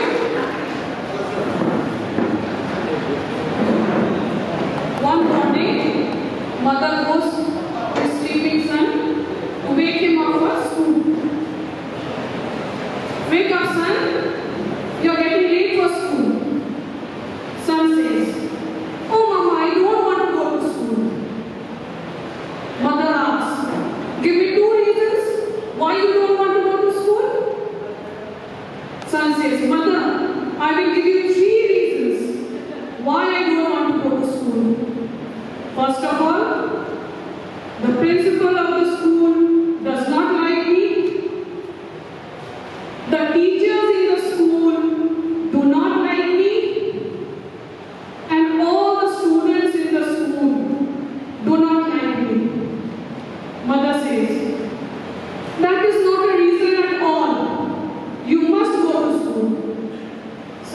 says, "Okay, mother, you give me 2 reasons why I should go to school."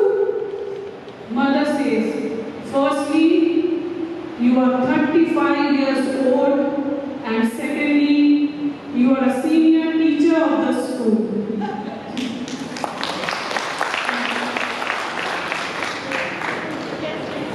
One more. There was this little girl. We will call her Little One. She was very fond of her teacher, Nancy Miss. Always she used to talk about Nancy Miss.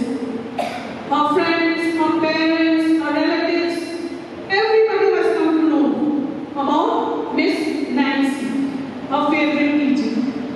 Little One was very happy and eager every day to go to school because Nancy Miss was there. One day what happened? Miss Nancy was transferred. She went to another school. Little One was very sad. Few days passed, but her sadness was still there. Parents could not do anything for that because Miss Nancy has gone to another city. What will happen to her? So her father advised, "Why don't you write a letter to Miss Nancy?" And here we are talking about the time when we used to write letters, letter box, post office, not emails or WhatsApp messages. So she wrote a letter, the little one, in whatever words, whatever according to her age she understood, full of her emotions was put in that letter. Father posted the letter. She was waiting for the reply to come. One day, the reply to the letter has come. Father gave it to her. The little one, eyes were twinkling, broad smile was there. She was so happy. Her favorite Miss Nancy has replied. She opened the letter. She started reading it. And in the letter, as we see her twinkling of the eyes, broad smile, slowly diminished, became less and less and lesser. Mother was concerned. What happened, little one? What has Miss Nancy written? Mother took the letter from her, and in it, what was there? Whatever the letter which she has posted, the same letter has been sent back, but here the addition was some corrections were done. In reading entire letter, in line number 2, there is this grammatical error. The spelling of this word is this. You have written this.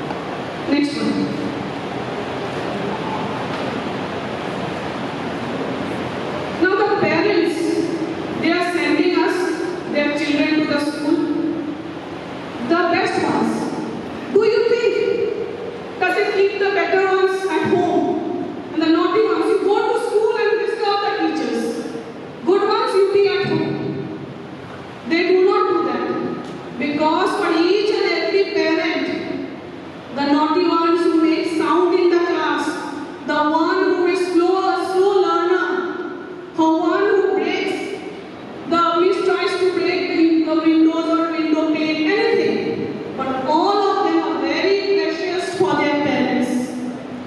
Each and every one of them. And parents, we will agree that for the 2 years of pandemic, they have understood keeping the children at home, 1 or 2 maximum. And here in the schools, in a class we have 40, 45, 50 students with different temperament. And teacher has to acknowledge each and every one.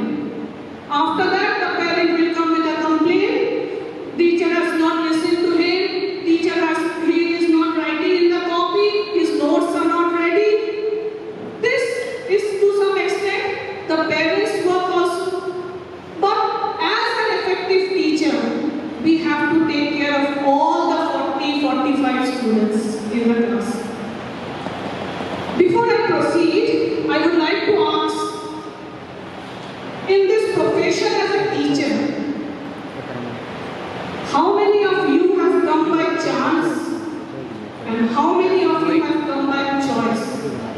Maybe this exam here, there, corporate, nothing was there, so go to teaching line. Or it can be any other reason. Give me the truth. 1 or 2 volunteers from different schools. In between, we will be having many activities, interactions. So I would like to call 1 or 2 teachers here, please. 2 teachers who have become a teacher by choice and 2 teachers who have become teachers by chance. Please. Please, anybody? Yes, please come on. You have come to this profession by chance or by choice? By choice. Okay. Thank you very much. By choice, it is my choice that I become a good teacher. किसी ने भी मेरे पे pressure नहीं दिया, किसी ने भी मुझे ऐसा कुछ ज़्यादा प्रेशर प्रेशराइज नहीं किया कि आप टीचिंग प्रोफेशन चुनो, आप कमाओ, आप ऐसे करो, आप वैसे करो, nothing. This is my decision और मैंने इस प्रोफेशन को चुना है क्योंकि मुझे टीचिंग जॉब बेस्ट लगता है. Thank you. Thank you very much. By chance, it is not that from the childhood you started writing the aim in my life is to become a teacher. There were so many other professions. I would like to become a pilot, I would like to become an air hostess, this, that. Or everybody has written in their entire childhood that I would like to become a teacher. Yes, ma'am, please. Introduce yourself, your school, and then you speak. So we will also come to know. My name is Karishma Azna and I am from Sacred Heart School. I am into this profession by chance, to be honest. I was trying for banking sector, but when I came to know that there we have to stay for like quite a long time to work, then meanwhile I was also trying for other jobs and I got into Sacred Heart School. So yeah, this is my truth and I am into this profession by chance. But now it has become a part and parcel and I am very happy working in the school with the children and yeah, it is now becoming my choice. Thank you. I am very honest. You are lucky. You said no, in the banking world you have to stay for a long time. That's why you go to school. You are lucky you have a good principal, you don't have to stay too long. If a principal like me was there, no, as a middle year. As a middle stage till 6th year. You are lucky your principal is very good. So we have here teachers by chance or by choice. But the point is, now we all are teachers. So whether by chance or by choice, that is past. And here, we have to do justice to this profession. So a big round of applause for all teachers.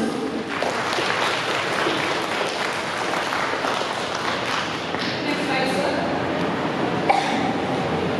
Now schools exist and teachers are employed for one reason. And presented to the world of education. What is that? The blue say, and all those words you can see, all those words, it's like a pyramid, you know, the base is quite wide. As we move up, whatever the area, volume, the area shortens, the volume shortens, and it becomes less and less. So, in 1956, Bloom gave us the taxonomy of learning, in which he said that the basic thing, the basic learning that we do in the classroom for any individual student, whatever they are, we actually give them knowledge. Bloom said, these words are now. Okay, knowledge is a now. So, he said, now knowledge, first we give knowledge. Like say for example, this is a bottle, right? We teach the student, this is a bottle. What is it? What is it made up of? Is the use of it? How it can be used? We do. Children don't know those things. The first step of learning is, according to Guru knowledge, bottle. But what is this? This is bottle. If they see it, they will never say it. This is bottle. Because they have been put in their mind in that way. And that is why it is, and it's brought in. All students learn this thing. But then the next level of learning continues. According to Bloom, it was comprehension. Comprehension is understanding. This is a bottle. It has a volume and it can contain certain things in it. That is why we are calling it a bottle. So a little more understanding about the bottle. Next step of learning is a little more understanding. Comprehension. When we write comprehension, we discuss about comprehend, to understand, to know some facts about it. Okay, after that comes the application part. Okay, teacher has taught me that this is a bottle, it has a volume, it contains certain things. Does it really contain? And he said that there's a cap. There's a cap which prevents things from spilling out. Let me see whether it really also, if it applies his brain, it takes off the tap or do something and let the things fall down, then it will be he will be ready to accept. So application of the whatever ideas that you have, those he will practically apply the domain of psychomotor domain. And after that, Bloom said a little higher order of thinking will be analysis. Okay, if the child is taught that this is a bottle, it is made up of chemical called plastic, and it contains carbon and all, the child will try to split it up to see whether the teacher is telling is correct or not. That is known as analysis. Okay. He will go on and whether it really contains all these things. And after that, he will try to manufacture it also, make it in the do some little synthesis. Bloom said synthesis. These are high order. It is not for all students, only a handful. Because you can see the area of understanding is now decreasing. The base was that much broad, but now as we go up higher, and it shortens. Because this type of thinking is not for all the students. Okay, only a handful of students. Everybody cannot become Niels Bohr. Only one Niels Bohr will be there. And after that, he said evaluation. Means whatever is done, the student will try to check. Student will try to find out that yes, it was correct or not. Was it true or not? So actually the process of evaluation starts right from the process of analysis. Okay. From there, step by step it goes, but at the top, evaluation goes. This was given by Benjamin Bloom in 1956. After that, a lot of water has flowed through the river Danube, Ganges, Jordan and all. And in 2001, a lot of study was going on. Because as we have changed the way of learning. No, when we are teaching our students, we are giving them ideas, information. At the same time, we all try to analyze this. We try to do a little more research to see whether this is exactly this should be like this or not. So Laurie Anderson, Cruikshank, there's another gentleman called Cruikshank, okay, then this David Campbell, they all were studying thoroughly Bloom's taxonomy, and they found that little more action is needed over here. What Bloom has said is not wrong, but some changes are needed. With the passage of time, with the system of education, with the level of understanding, with new definitions that are coming on, new experiments coming on, they thought that it's time to bring out a little bit of change in the taxonomy.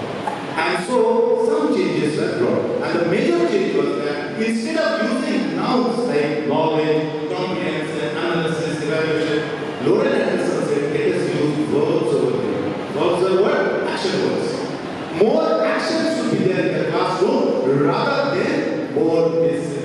nouns and all. Description, more actions. So, Lauren Anderson and his team along with David Datta, and they just slightly changed the taxonomy. So what they said? We said that instead of calling it as knowledge, because the way things have been put into the child's mind, let us call it as what? Let us call it as remember. Knowledge, when you talk about knowledge means when you know the things by in detail about facts and figures, then it is knowledge. We say he is a very knowledgeable man. I may know, sir. Okay, I remember, sir. I am seeing him time and again, but I don't have too much idea about him. What are his qualifications? What are his achievements? What is his family life? How many members are there? What he did for society? What are his negative points? What are his positive points? All these things I don't have idea. So how can I say that I have knowledge about him? This is where Lauren Anderson wanted to put it. He said that in the initial stage, we are not giving 100% information to the students. It is not possible also. So then how can we say that the child is having knowledge? We will say the child remembers. New Delhi is the capital of India. New Delhi is the capital of India. New Delhi is the capital of India. This is remember. But what is capital? Why it is called capital? When it was incorporated as capital? How long it will go? When we have all this information, then it becomes knowledge. So instead of using the word knowledge, we will call it as remember. This was the first change that was brought by Lauren Anderson, and it is 100% perfect. The first stage of class when we go and meet the student, we make them remember. They remember some past information they have and some present information we give. All together they remember it. This is the first stage of education. Knowledge comes really later. Okay, so after that what happens? Remember, then understand. Once they remember it, to make it more simple, to make it more action-oriented, let them understand. Understand. Breaking the things, knowing them in detail, a little more in detail. That second part is understanding. But you will see the area decreases. Many children remember and pass the examination. Yes or no? If you see it in that way, if you see in the base part, children remember, they give examinations and they pass. Okay, but a little above people, some good students are there. I will not use the word good. Some fast learners are there who will try to understand it. Yes, exactly right, in their own ways. And then come apply. Instead of analysis, application is a noun. Now apply. It is more action oriented. Do it, break it into small parts. See whether it is there or not. Try to align them. And then analyze. There's a difference between analysis and analyze. Analyze is the verb. Again, break them, make them into small parts. That is where real learning comes. But it is for a handful of students, not for everyone. And after that is evaluation. Whatever, this is the major change in problem. See, Bloom said at the end evaluation will take place, but Lauren Anderson in the revised taxonomy says, no, before we create something new, let us find out whatever so far we are studying, are they correct or not? What are the do's, what are the do nots, what are the negatives, what are the positives, what needed to be added, what needed to be removed. If all these things are done simultaneously step by step, then only we can go to the new highest order of thinking, that is create something different. Then we will apply your heart and bring something different. Now, number of students over there will become less because it's not everybody's cup of tea of thinking in a different way. In school, also you will find all the children know about River Ganga, but only a handful knows exactly how much River Ganga is getting cleaned in a year. Yes or no? Geography teachers. Anybody teaching geography? Sir, anybody teaching geography over there? Social science teachers. What's that?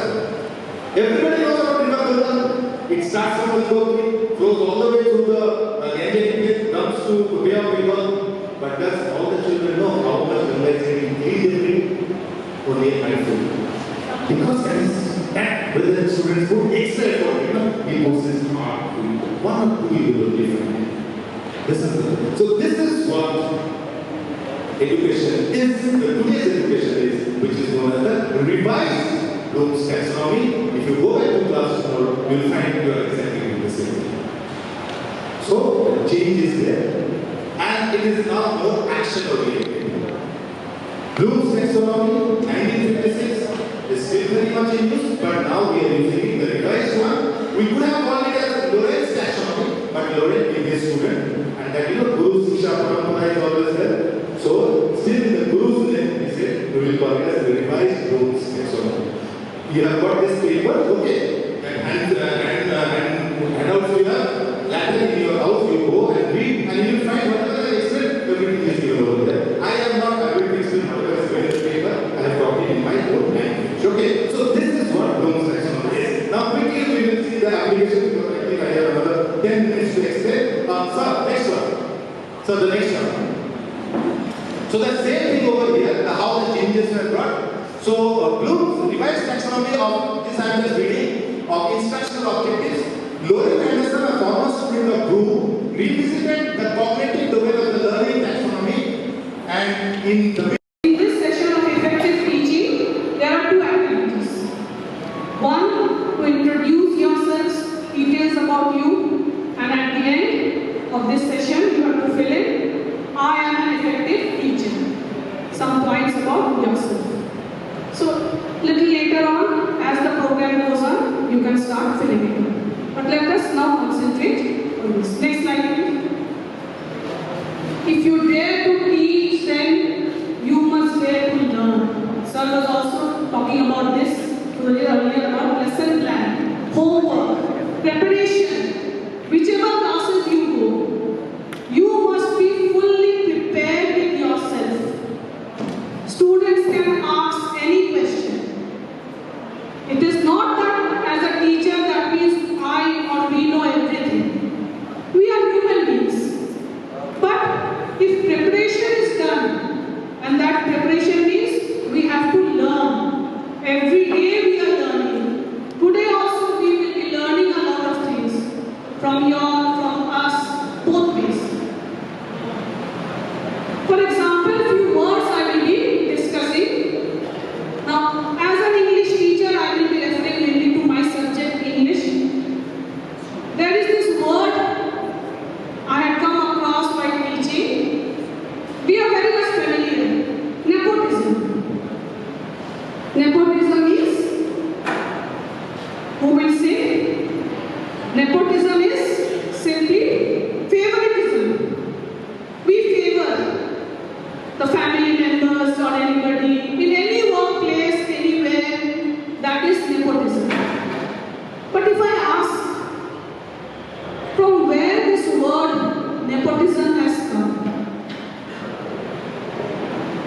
Can anybody say yes, please?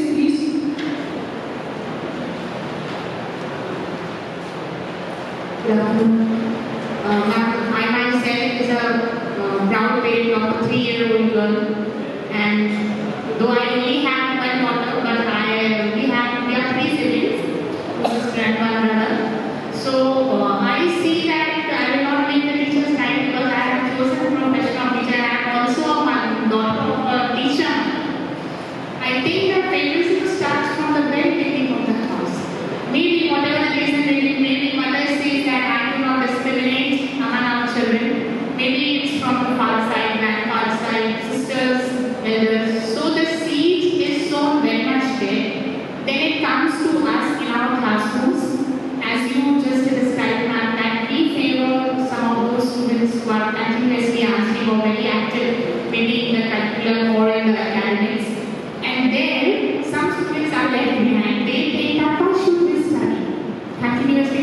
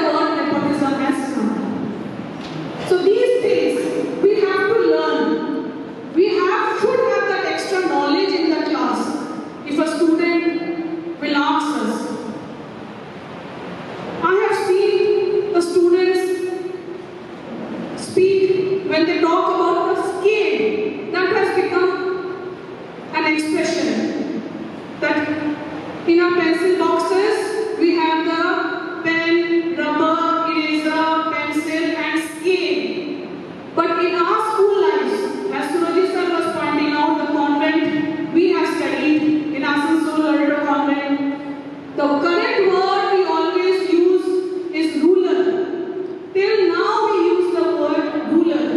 Scale, if you see the dictionary, it will be measurement.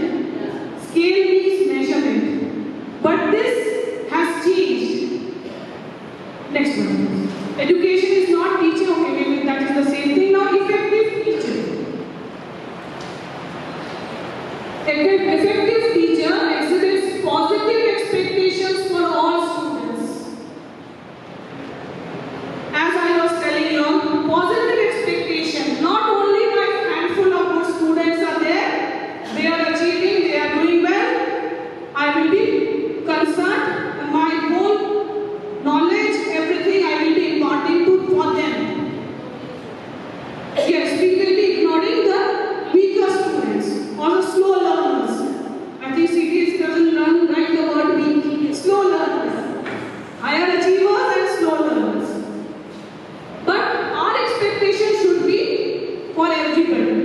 If you have got 35% in this examination, why not 45% in the next? Then more. In a lesson plan in our school, what we do, we have columns. High achievers, slow learners. Teachers, monthly wise they update. And what steps are being taken? Higher achievers, if they have got 80 plus, how they can get 90. Subject wise, slow learners, if they are achieving, not achieving or doing well up to the mark in the classes, not achieving what is the goal set for them. So what measures as a teacher I will be taking?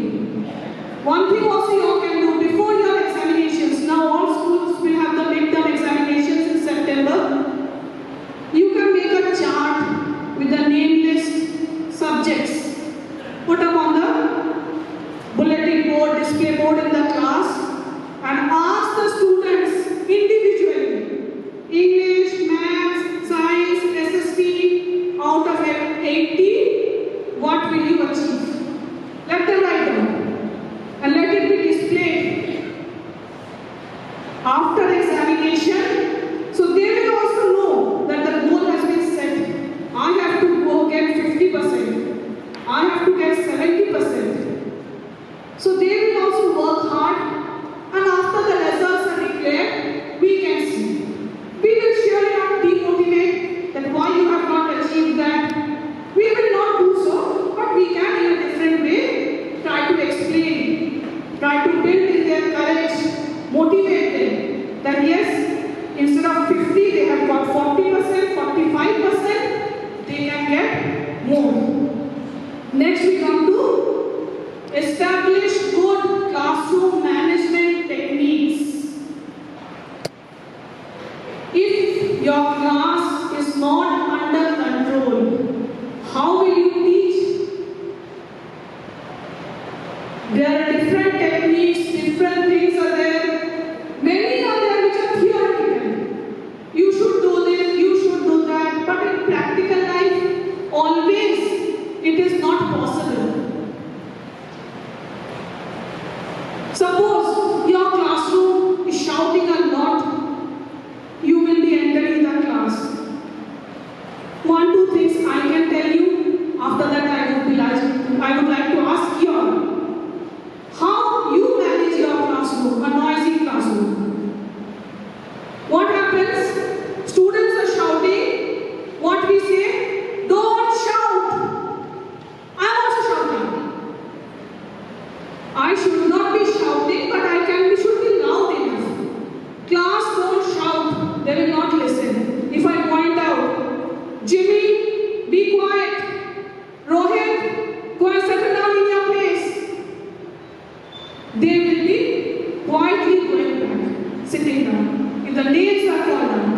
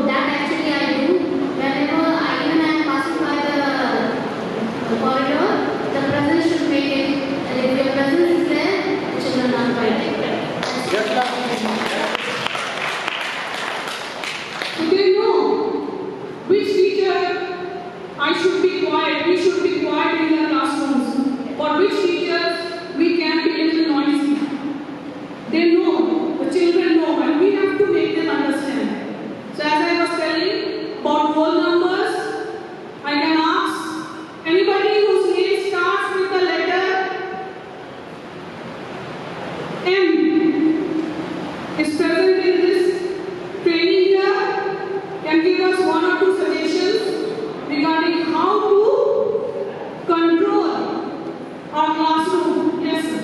We have got one. Good afternoon everyone, my name is Martin from my school second house school. Actually when students make noise and tell them when you are done with your talking, let me know so that I can teach. Say they are automatically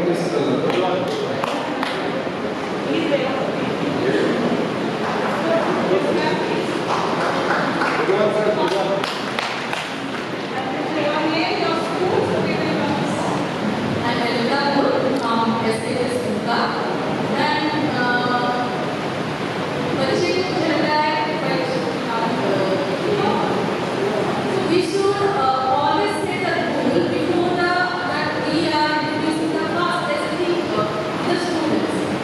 Set a goal and maybe we can that draw something like indications before the written in front of them and still in the class also.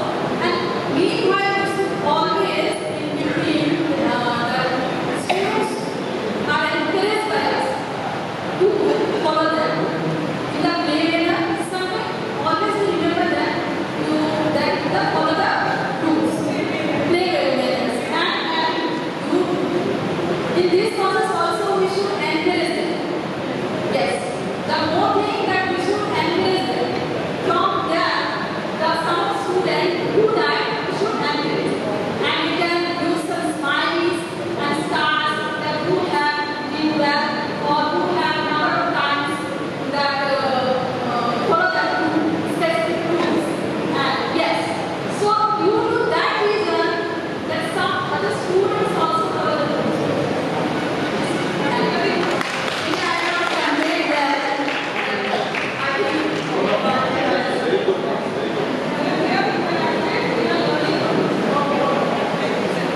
Ma'am, if you excuse me 1 minute. Yes, sure. You want to say? Please.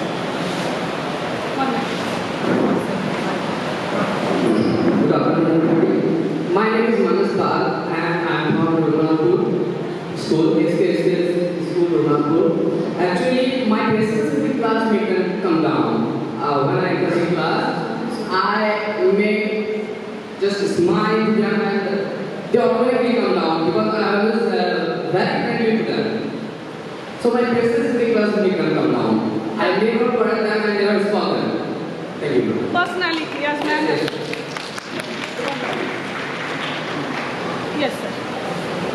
Just to add a little bit of sugar to it, what Madam said, all of you, what Sir said, and what Sir said, all the process are perfect.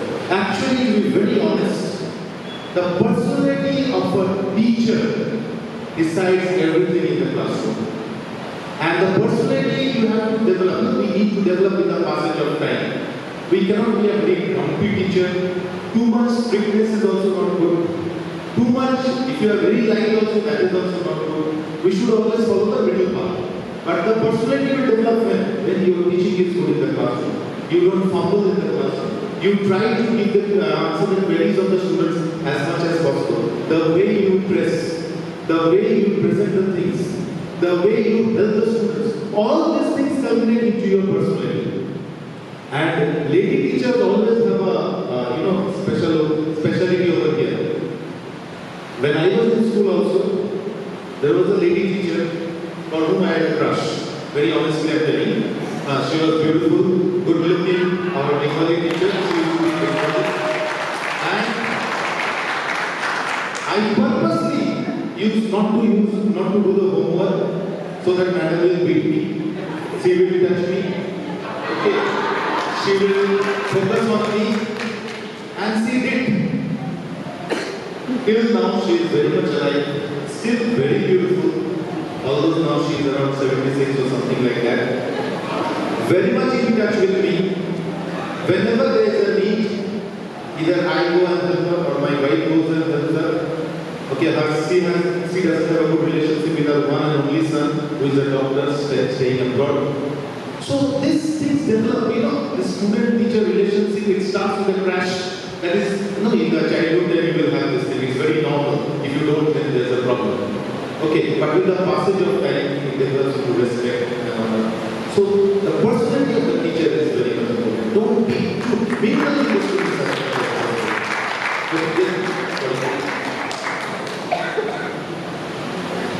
Thank you, sir. Also, sometimes what we see, sometimes students are very restless, especially after break. After the break is over, to make them settle down in the class. One mistake we should never do. Students are settled down, they have taken out their books, we enter the class, we take a chalk, we start writing on the book. First we have to see whether they are settled down, they are quiet, they are not talking or disturbing. One activity is there. I would like all teachers to join in this. And of course in your classes you can try this out. For this, please stand up, all of you, please stand. Now imagine, in one hand, you have a nice smelling flower. In another hand, you have a burning candle. Nice smelling flower, burning candle. What you do, you bring the nice smelling flower near your nose, and breathe in through your nose. Bring the flower and breathe in through your nose. Next, you bring the burning candle. Blow it out. That is, breathe out through your mouth. Let us try this. The flower rose. Breathe in. The candle. Breathe out with our mouth. You do this 4 times, 5 times in the class. It will be effective. When they are restless, this will make them calm down and make them sit. Thank you. Please sit. Designs lesson for students mastery.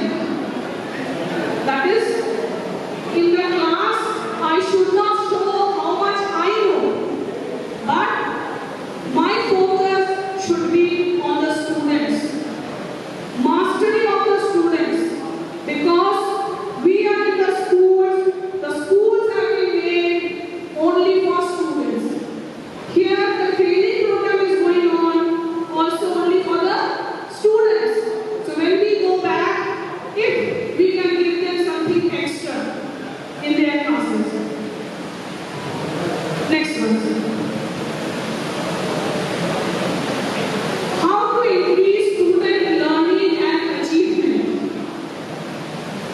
A successful teacher knows how to manage the time allocated to maximize students' time and effort. When we prepare the syllabus at the beginning, we are given for subject enrichment examinations, this many days are there. For periodic test examinations, a periodic test rather, this many days are there. According to that, the syllabus is made and then we plan our weekly lessons. So we should be able to manage the time. We should not exceed. Sometimes what happens, there are 5 chapters in social science. I have completed only 3.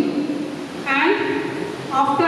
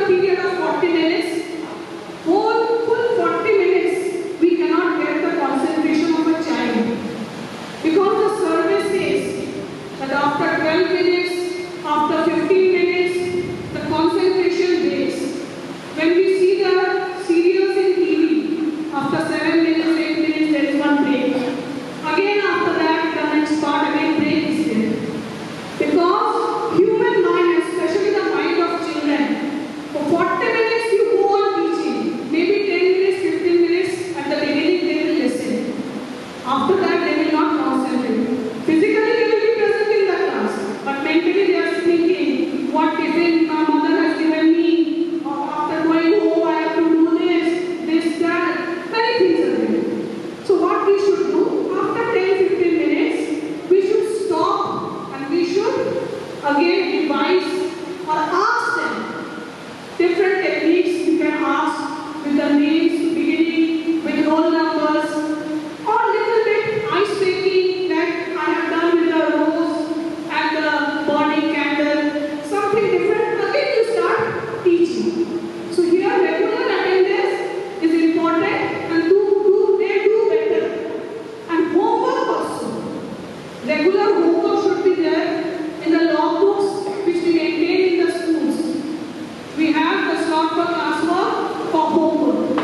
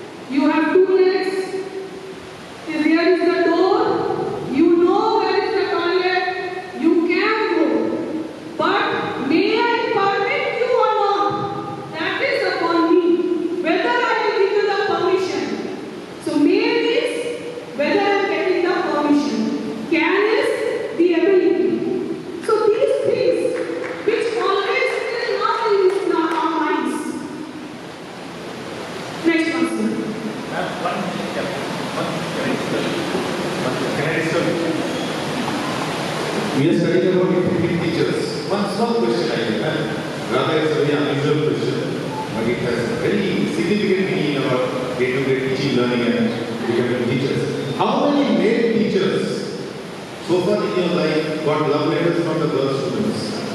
Raise your hands. Be true and be honest. How many male? Yes, sir. That's the spirit. You got it. Right. You got it.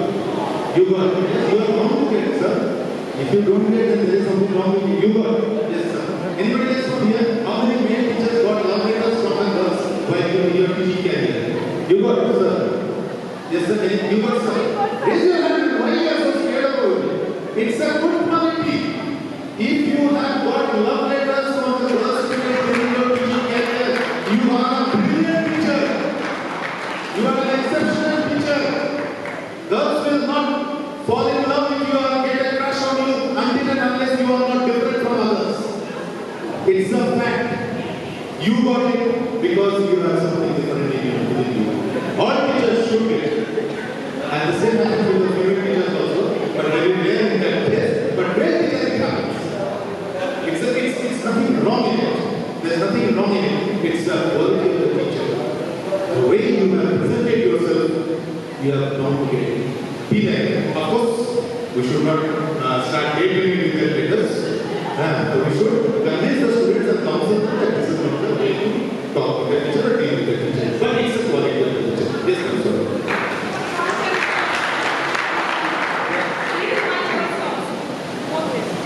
Okay, good teaching, the top 10 requirements. This has been given as a handout. You will read it, follow it. I'm skipping this. Please. 10 are there. The art of teaching is the art of assisting discovery. You can teach a lesson for a day, but if you teach curiosity, you teach for a lifetime. The mediocre teacher tells, the good one explains, the superior one shows, the great one inspires. One more thing is here. We have seen the children. You ask a question, big question. They will answer in 1 or 2 words. They will stand up. But we are using the full question. We are asking them full big question. So for spoken English, for enhancing their speaking power, we should make them speak full sentences. This can be in a form of a game. I would like one volunteer to come up here. The rule of the game is, I will be asking you questions, simple basic day-to-day questions. You will be answering in full sentence without using the word yes or no or without nodding your head. If you use the word yes or no, you are out. Please, somebody from the back. Name starts with S. Anybody here whose name starts with S? I'm not calling Surajit, sir. Anybody? Yes, sir. Please come on. Please come on.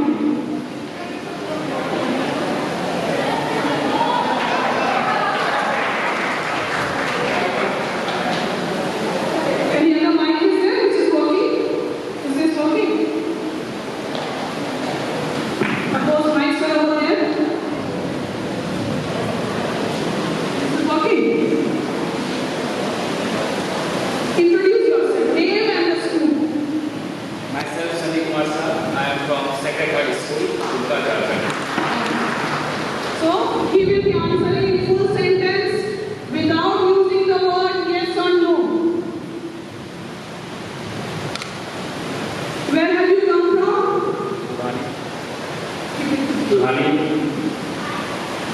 How much is the distance to this school from your hometown or home place? 3 kilometers. Did you face any difficulty while coming? You will not say no.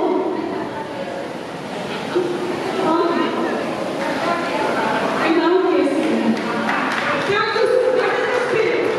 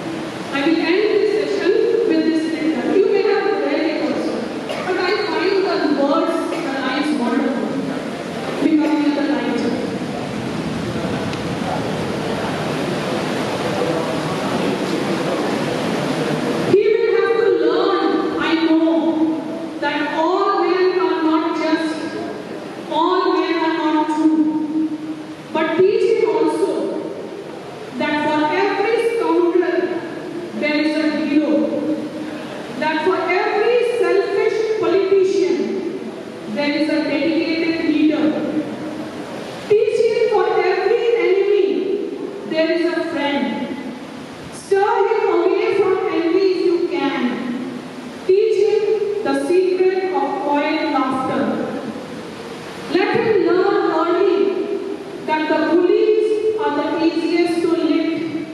Teach him, if you can, the wonders of books, but also give him quiet time to ponder the eternal mysteries of the birds in the sky, bees in the sun, and the flowers in the green hillsides.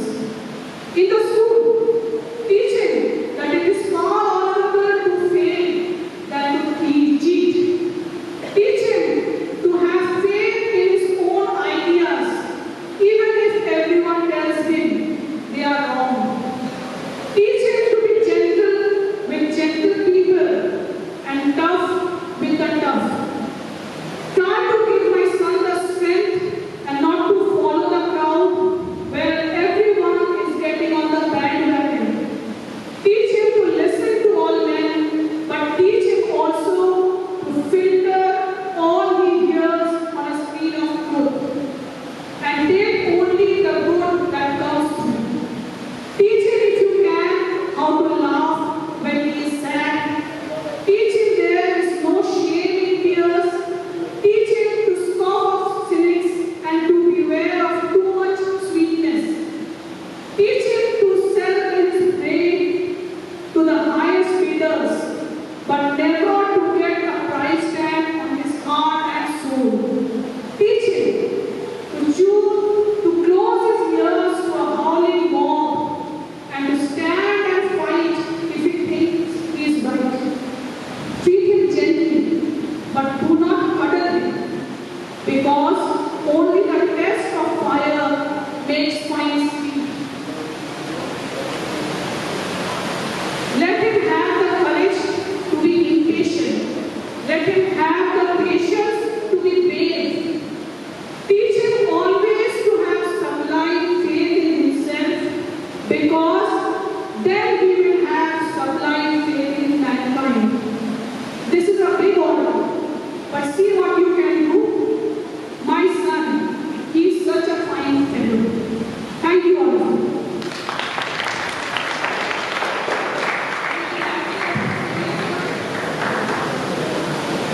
CBSE assessment, 10 minutes, 2 minutes. Yes, 1 more. No break. Yes, we have now the report for anything. Now, then we will be meeting after. Okay, thank you very much, madam, and all the ladies and gentlemen. There is an arrangement of lunch for you in the first row. Please have it, and after the lunch break, we will continue.